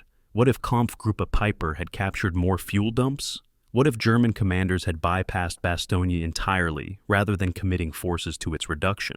What if Team de Zobry had withdrawn from Noville on the evening of December 19th? These scenarios are intellectually engaging but methodologically problematic. They assume single variables can be changed while holding all others constant, which is not how complex systems work. They also risk trivializing actual history by suggesting outcomes were contingent on individual decisions rather than structural factors. The specific what-if regarding Noville asks whether its defense genuinely delayed 2nd Panzer Division enough to matter strategically. Skeptical historians note that 2nd Panzer Division bypassed Noville on December 20th and continued toward the Meuse, suggesting Noville's defense had limited operational impact. The division's failure to reach the Meuse, these historians argue, resulted from fuel shortages, Allied air power, and American reinforcements, factors that would have applied regardless of Noville's defense. This interpretation is plausible but incomplete. It fails to account for time as a critical resource in offensive operations. Every hour German forces spent reducing Noville was an hour American forces used to strengthen Bastogne's defenses. Whether Noville decisively affected the campaign's outcome misses the point. Warfare involves accumulation of many small factors, each one necessary but not sufficient for victory. The archaeological excavation at Noville in the 2010s provides physical evidence that both confirms and challenges historical accounts. Archaeologists using metal detectors and ground-penetrating radar locate tank positions, shell impact craters, and personal items lost or discarded during the battle. The physical evidence confirms the general location of American defensive positions as described in after-action reports. It also reveals unexpected details. Concentrations of shell fragments suggesting artillery fire was more intense on certain sectors than documents indicated. Locations of German approach routes that differ slightly from what American observers reported. One particularly poignant discovery is a collection of personal letters, written by American soldiers and never mailed, preserved in the ruins of a building that was destroyed during the battle. The statistical analysis of Noville's casualty data reveals patterns that qualitative histories miss. Researchers analyzing casualty reports noticed that loss rates varied significantly between different types of units. Tank crews suffered casualty rates around 35%, extraordinarily high for armored forces, where vehicle protection should reduce casualties compared to infantry. Infantry suffered casualty rates around 45%, consistent with other intense World War II engagements. The disparity reflects the close-range nature of Noville's combat, where German forces closed to ranges that negated American armor's protection advantages. Officers and NCOs suffered disproportionately high casualties, approximately 60%, reflecting the leadership style where commanders led from the front and were consequently exposed to greater danger. The mythology that grows around Noville illustrates how military history becomes popular culture. Films and books simplify complex tactical situations into narratives of heroism versus villainy, reducing ambiguity to moral clarity. The reality is more complex. American forces at Noville were competent professionals executing difficult missions, not superhuman warriors. German forces were skilled soldiers following orders, not cartoon villains. Both sides experienced fear, made mistakes, exhibited courage and cowardice in varying measures. The mythology serves a purpose, creating cultural narratives that build national identity and honor sacrifice. But mythology can obscure truth and prevent honest assessment of what actually happened and why. A specific myth concerns the hold-at-all-costs order that Noville defenders supposedly received. Popular accounts describe de Zobry receiving orders to hold Noville to the last man, creating drama of soldiers knowingly sacrificing themselves. The documentary record contradicts this. De Zobry's actual orders were to delay German advance, with explicit understanding that withdrawal would be necessary when position became untenable. The distinction matters. Soldiers executing a delaying action have different psychological framework than soldiers on a suicide mission. The hold-at-all-costs myth makes for better storytelling, but misrepresents the tactical situation and the calculations commanders actually made. The academic debate about Noville's significance reflects broader tensions in military historiography between traditional operational history and newer approaches emphasizing cultural and social analysis. Traditional military historians focus on tactics, logistics, and command decisions, asking questions like, did Noville's defense achieve its operational objectives? Cultural historians focus on experience and memory, asking questions like, what did Noville mean to soldiers who fought there, and how has that meaning changed over time? Both approaches are valuable. Both illuminate different aspects of historical truth. The tension arises when practitioners of each approach claim their methodology produces definitive answers while dismissing alternatives as incomplete or misguided. The final assessment of Noville's place in Battle of the Bulge historiography must acknowledge multiple truths that exist simultaneously. Noville was one of many small unit actions during the battle's opening phase. Noville was also a critical delaying action that bought time for Bastogne's defense. Noville's defense did not single-handedly determine the campaign's outcome. Noville's defense contributed meaningfully to the accumulation of delays and casualties that ultimately defeated the German offensive. American forces at Noville performed exceptionally. American forces at Noville also made mistakes and benefited from German errors. These statements are not contradictory. They reflect the complexity of historical events that resist simple explanations. The challenge for historians is to honor Noville's defenders without creating mythology, to acknowledge limitations without diminishing achievement, to tell truth that is both accurate and meaningful to audiences seeking to understand what happened in a Belgian village in December 1944. 1950 through 2025. Military academies and staff colleges worldwide. The Battle of Noville enters military professional education as a case study in defensive operations, small unit leadership, and tactical decision-making under uncertainty. The United States Army Armor School at Fort Knox begins using Noville as an instructional example in the 1950s, teaching armor officers about the challenges of hasty defense, ammunition management, and integration of tank and infantry forces. The case study presents students with the scenario de Zobry faced: establish blocking position at unknown location, delay enemy of unknown strength, make decisions with incomplete information while projecting confidence to subordinates. Students debate de Zobry's choices, whether he should have withdrawn earlier, whether he positioned his forces optimally, whether requesting reinforcements was appropriate, or an admission that the mission was impossible. The West Point curriculum incorporates Noville into leadership classes taught to cadets who will become Army officers. The focus here is less on tactical specifics than on the human dimension of command. Instructors use de Zobry's example to illustrate how 26-year-old officers make life-and-death decisions, affecting hundreds of soldiers, how initiative is exercised within the bounds of superiors' intent, how commanders balance competing priorities between mission accomplishment and force preservation.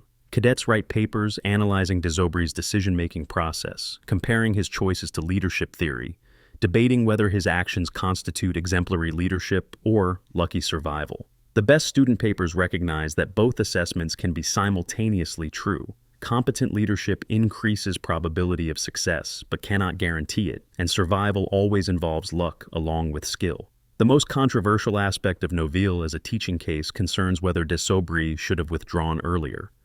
From a purely tactical perspective, A strong argument exists for withdrawing on the evening of December 19th after the first day's fighting demonstrated German numerical superiority. Team de Sobry had accomplished its immediate mission of delaying German advance for 12 hours.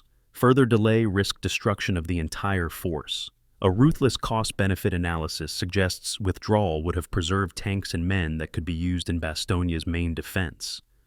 This argument has merit and forces students to confront the difference between mission accomplishment and force preservation, two values that often conflict in combat. The counter-argument, which most instructors favor but refuse to impose on students, is that de Sobry lacked information to make rational cost-benefit calculation. He did not know how strong German forces actually were, did not know how long Bastogne's main defense needed to be delayed, did not know whether withdrawal would trigger German pursuit that would inflict casualties during movement.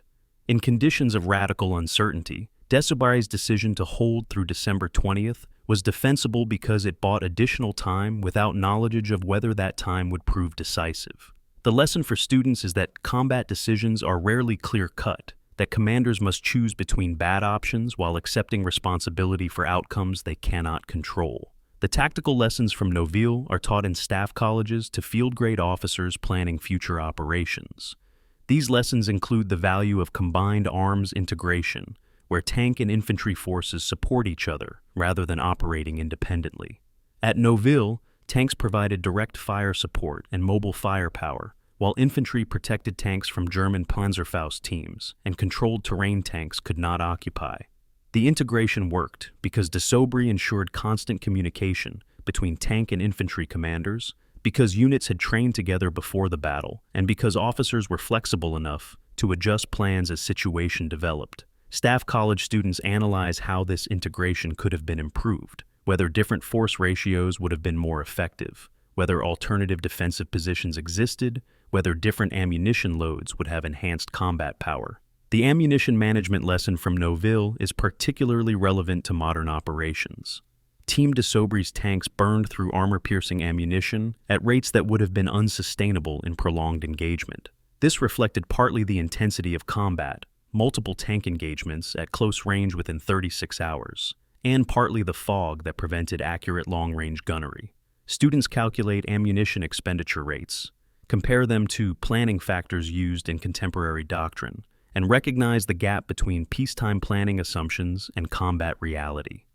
The lesson reinforces that ammunition is a finite resource that must be managed carefully, that resupply in combat is uncertain, and that running out of ammunition transforms tanks from combat systems into 30-ton obstacles. The leadership lessons from Noville are subtle and resist reduction to simple principles. Military leadership theory teaches that officers should lead by example, communicate clearly, make timely decisions, and care for soldiers' welfare. De Sobry embodied these principles, but his example also reveals their limitations. Leading by example at Noville meant sharing risk with subordinates, which contributed to de Sobry being severely wounded and unable to complete the mission. Communicating clearly was difficult when radio communications were intermittent and fog prevented visual signaling. Making timely decisions often meant making decisions before adequate information was available. Caring for soldiers' welfare conflicted with mission requirements to hold position despite mounting casualties. These contradictions are not failures of leadership theory, but reflections of combat's complexity. The lesson for students is that principles must be applied with judgment rather than followed mechanically, that context matters more than rules, and that excellent leadership sometimes produces bad outcomes through no fault of the leader. This is uncomfortable truth that challenges military culture's preference for clear cause and effect relationships between leadership quality and mission success. But it is essential truth for officers who will command in combat, where random factors and enemy actions create outcomes that even the best leadership cannot fully control. The Iraq and Afghanistan wars of the 2000s provide contemporary parallels that make Noville relevant to new generations of officers. Small American units, operating in complex terrain with uncertain intelligence, facing irregular forces that blend into civilian population. These conditions recall elements of Noville's situation. The tactical details differ enormously. Modern forces have communication systems, precision weapons, and air support that Team de Sobry could not have imagined. But the fundamental challenge remains constant. How do small units led by junior officers achieve objectives when faced with uncertainty, limited resources, and dangerous opposition? Officers who served in Iraq or Afghanistan recognize their experiences in Noville's story, though the specifics differ in every important detail. The comparison between Noville and operations in Fallujah or Wanat illustrates both continuity and change in warfare. The continuity involves human factors: fear, courage, confusion, the bonds between soldiers under fire. These remain constant across decades and theaters. The change involves technology and tactical procedures that have evolved dramatically. Modern infantry benefit from body armor that reduces lethality of small arms fire. Modern communications allow real-time coordination between ground forces and supporting fires that de Sobry could only dream of. Modern doctrine emphasizes protection of civilian populations in ways that were not considerations for World War II forces. Students analyzing these comparisons learn to distinguish between timeless principles and time-bound specifics, between lessons that transcend context and lessons that apply only to specific circumstances. The Ukrainian military's study of Noville and similar actions during preparation for Russian invasion in 2022 demonstrates the case's ongoing relevance. Ukrainian officers, recognizing that Russian forces might attempt rapid offensive to seize key objectives, studied historical examples of successful delaying actions. Noville provided a model: understrength forces in prepared positions, trading space for time, inflicting casualties that delayed enemy timetables. When Russia invaded in February 2022, Ukrainian forces executed similar strategies: small units defending key road junctions, delaying Russian advances long enough for mobile reserves to deploy, accepting high casualties to prevent enemy achievement of operational objectives. The specifics of Ukrainian defense differed from Noville's: different weapons, different terrain, different tactical procedures, but the operational logic was identical: buy time with lives, delay enemy until circumstances shift in defenders' favor. The danger of teaching Noville as exemplar is creating expectation that similar tactics will always succeed. Military history is filled with examples of delaying actions that failed, units destroyed without achieving significant delay, positions overrun so quickly that sacrifice accomplished nothing. The variables that distinguish success from failure are often unclear even in hindsight. Terrain matters, weather matters, the specific capabilities and decisions of enemy forces matter. Random chance matters more than planners want to acknowledge. Students studying Noville must understand it succeeded partly through factors beyond American control: German commanders' decisions to commit forces to Noville's reduction rather than bypass it, fog that equalized engagement ranges, German fuel shortages that made every delay more consequential. A different German commander or different weather conditions might have produced different outcome despite identical American actions. The final military lesson from Noville concerns the human cost of tactical decisions. Officers planning operations must calculate acceptable casualty rates, must decide how many lives can be risked to achieve specific objectives. This calculation is morally fraught and operationally necessary. Noville's 49% casualty rate was extraordinarily high, but apparently acceptable given the strategic importance of delaying 2nd Panzer Division. Would 60% casualties have been acceptable? 70%? At what point does casualty rate become unacceptable regardless of mission importance? These questions have no universal answers, only context-dependent judgments that officers must make and live with afterward. The officers who teach Noville at military academies often struggle with this dimension of the case. They can teach tactics and decision-making frameworks and leadership principles. They cannot teach how to live with having sent soldiers to their deaths, how to process the grief and guilt that accompanies command responsibility for casualties, how to continue functioning when every decision might kill people you have come to know and care about. These lessons are learned only through experience, and the price of learning them is psychological wounds that never fully heal. The best instructors acknowledge this limitation. They teach what can be taught through case studies while respecting that combat's deepest lessons resist academic instruction. Students learn about Noville. Veterans of Noville learned from Noville. The difference matters and cannot be bridged except through experience that no one should desire. 2022 through 2025. Ukraine, Belgium, and memory. On February 24, 2022, Russian forces invade Ukraine in operation designed to achieve rapid victory through overwhelming force. Russian planners expect Ukrainian government to collapse within days, Ukrainian military to retreat or surrender rather than fight against numerical and technological superiority. The plan recalls German assumptions before the Ardennes Offensive. Expect enemy to break when hit by shock and firepower, seize key objectives before enemy can organize effective resistance. Within 48 hours, Russian planners discover their assumptions were catastrophically wrong. Ukrainian forces do not collapse. Ukrainian government does not flee. And at dozens of points across Ukraine, small Ukrainian units establish blocking positions and delay Russian advances in battles that consciously echo historical precedents, including Noville. The Battle of Hostomel Airport, fought on February 24th and 25th, illustrates the parallel. Russian airborne forces seized the airport northwest of Kyiv, intending to create air bridge for rapid reinforcement of assault on the capital. Ukrainian forces counterattack with whatever units are available: National Guard troops, territorial defense forces, a handful of tanks and armored vehicles. The fighting is desperate and costly. Ukrainian forces retake the airport, denying Russia a critical logistics node and buying time for Kyiv's defense to be organized. The tactical details differ from Noville in every respect, but the operational logic is identical. Small forces holding key terrain against superior numbers, accepting casualties to delay enemy timetable, trading lives for time that allows main defenses to coalesce. Journalists and military analysts covering the Ukraine war explicitly reference Bastogne and Noville when describing Ukrainian defensive operations.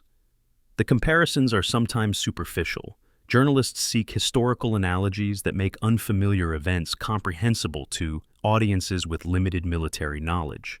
But some comparisons reflect genuine tactical parallels. Ukrainian forces defending Mariupol for 82 days against Russian siege face conditions similar to Bastogne's defenders: surrounded, subject to constant bombardment, dependent on limited resupply, holding because retreat is impossible, and surrender unthinkable. The scale differs. Mariupol is larger than Bastogne, the siege longer, the casualties heavier, but the fundamental dynamic recalls World War II's Eastern and Western fronts, where defenders of surrounded positions became symbols of national resistance. The Ukrainian military's explicit study of World War II defensive operations before the Russian invasion reveals professional competence that Western analysts initially underestimated. Ukrainian officers studied German blitzkrieg, Soviet deep battle, American mobile warfare. They studied successful defenses at Bastogne, Moscow, and Stalingrad. They identified common factors: depth in defensive positions, mobile reserves to counterattack penetrations, willingness to sacrifice forward units to buy time, maintenance of supply lines even when surrounded. When Russia invaded, Ukrainian forces executed defense in depth that incorporated these lessons. Forward positions delayed Russian advances while main defenses prepared. Mobile reserves counterattacked Russian penetrations before they could be exploited. Surrounded garrisons held key cities rather than retreating, tying down Russian forces that could have been used for offensive operations. December 19, 2024. Noville, Belgium. The 80th anniversary commemoration of Noville's battle draws several hundred attendees despite cold rain. No American Noville veterans survive. The last died in 2021 at age 103. But descendants attend, children and grandchildren and great-grandchildren of men who fought at Noville. Belgian officials attend, continuing tradition of honoring sacrifice that predates the memories of everyone present. Ukrainian observers attend, invited by Belgian officials who recognize parallels between 1944's fight against fascism and 2022's fight against Russian aggression. The ceremony includes speeches in English, French, and Ukrainian, emphasizing themes of freedom, sacrifice, and the cost of resisting tyranny. A Ukrainian officer, attending as official observer, gives a speech that resonates beyond its immediate context. He speaks about Ukrainian soldiers defending Bakhmut and Avdiivka, cities that most attendees had never heard of before 2022, but which now occupy the same conceptual space as Bastogne and Noville, places where ordinary people hold impossible positions because alternatives are worse. We study your grandfather's battle, the Ukrainian officer says, gesturing toward American descendants in the audience. We honor their courage and learn from their example. When we defend Ukrainian cities, we think of Bastogne and Noville.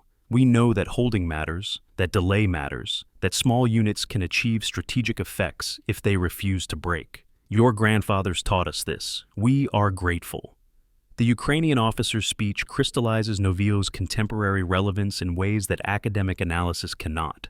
Military historians can teach tactics and operations. They can analyze decisions and outcomes, but the deeper significance of Noville exists at the level of human choice in extremis, the decision to hold when holding seems impossible, to continue fighting when survival seems improbable, to trust that sacrifice serves purposes beyond immediate perception.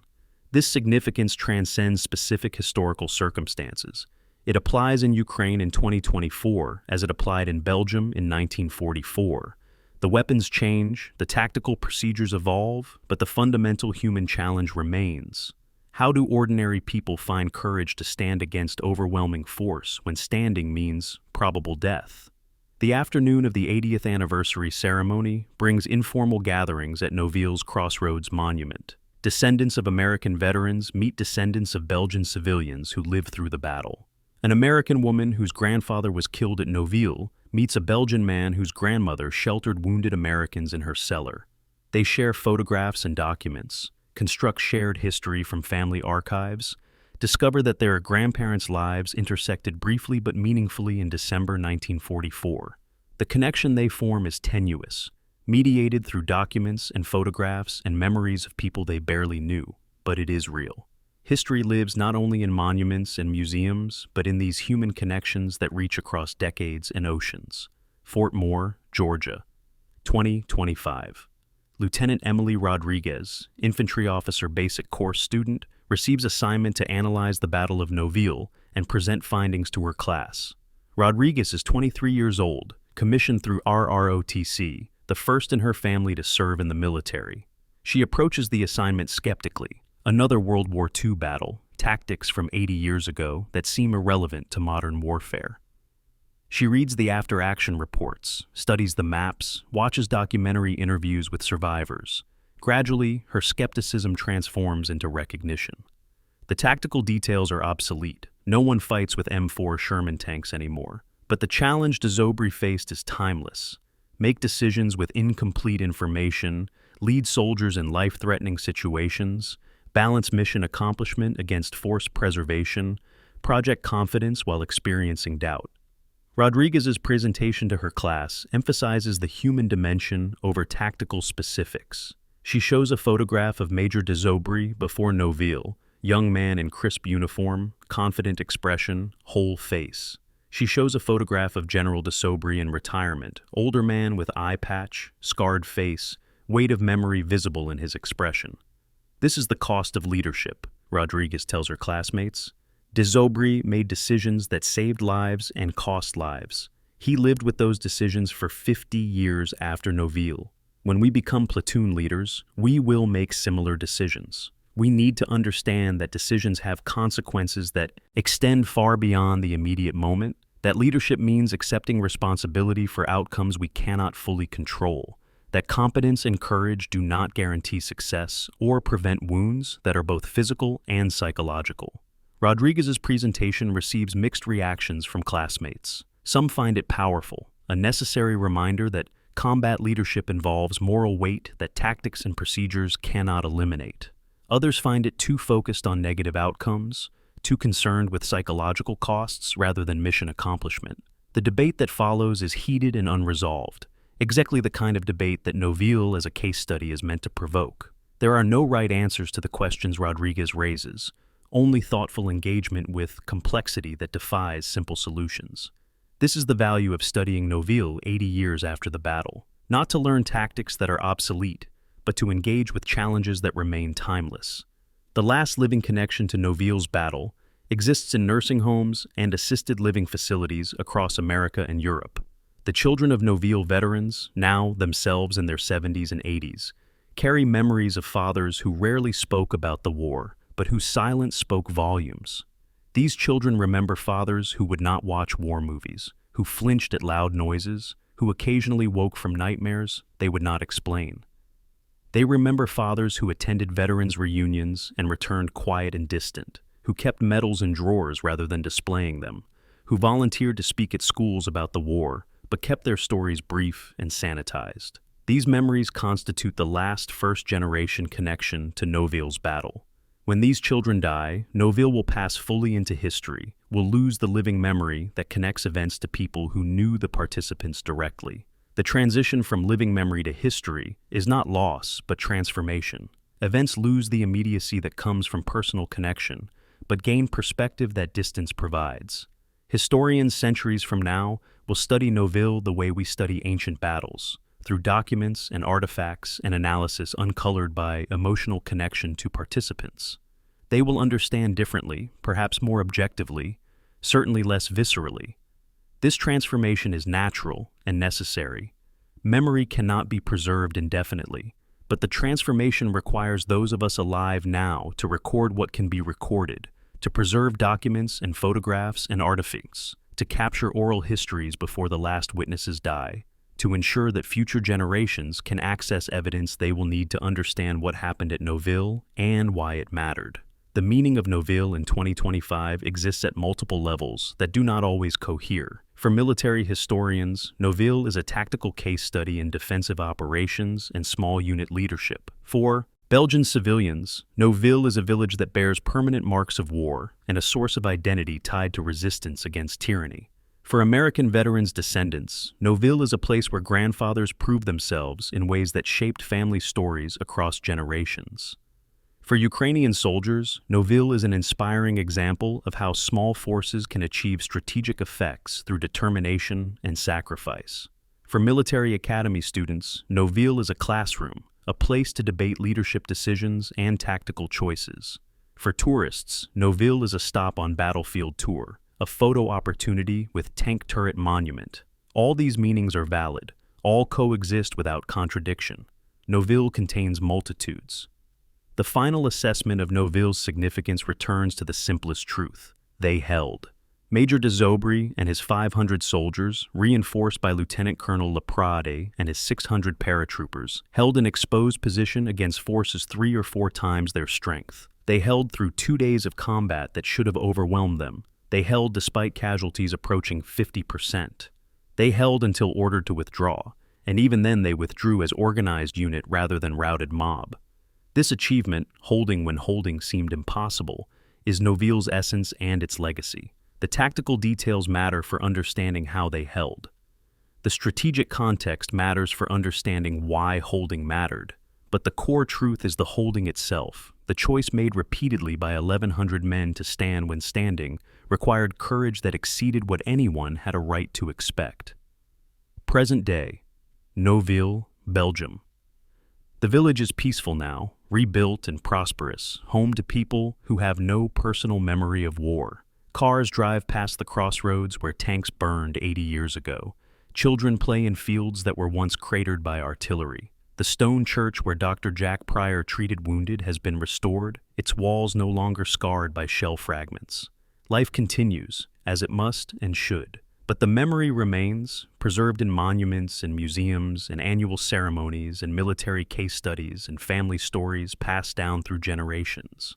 The memory remains because Noville's battle illustrates truths that transcend time and circumstance, that ordinary people can achieve extraordinary things when necessity demands it, that sacrifice in service of others is among humanity's noblest qualities, that freedom is never free but must be defended by those willing to pay the price.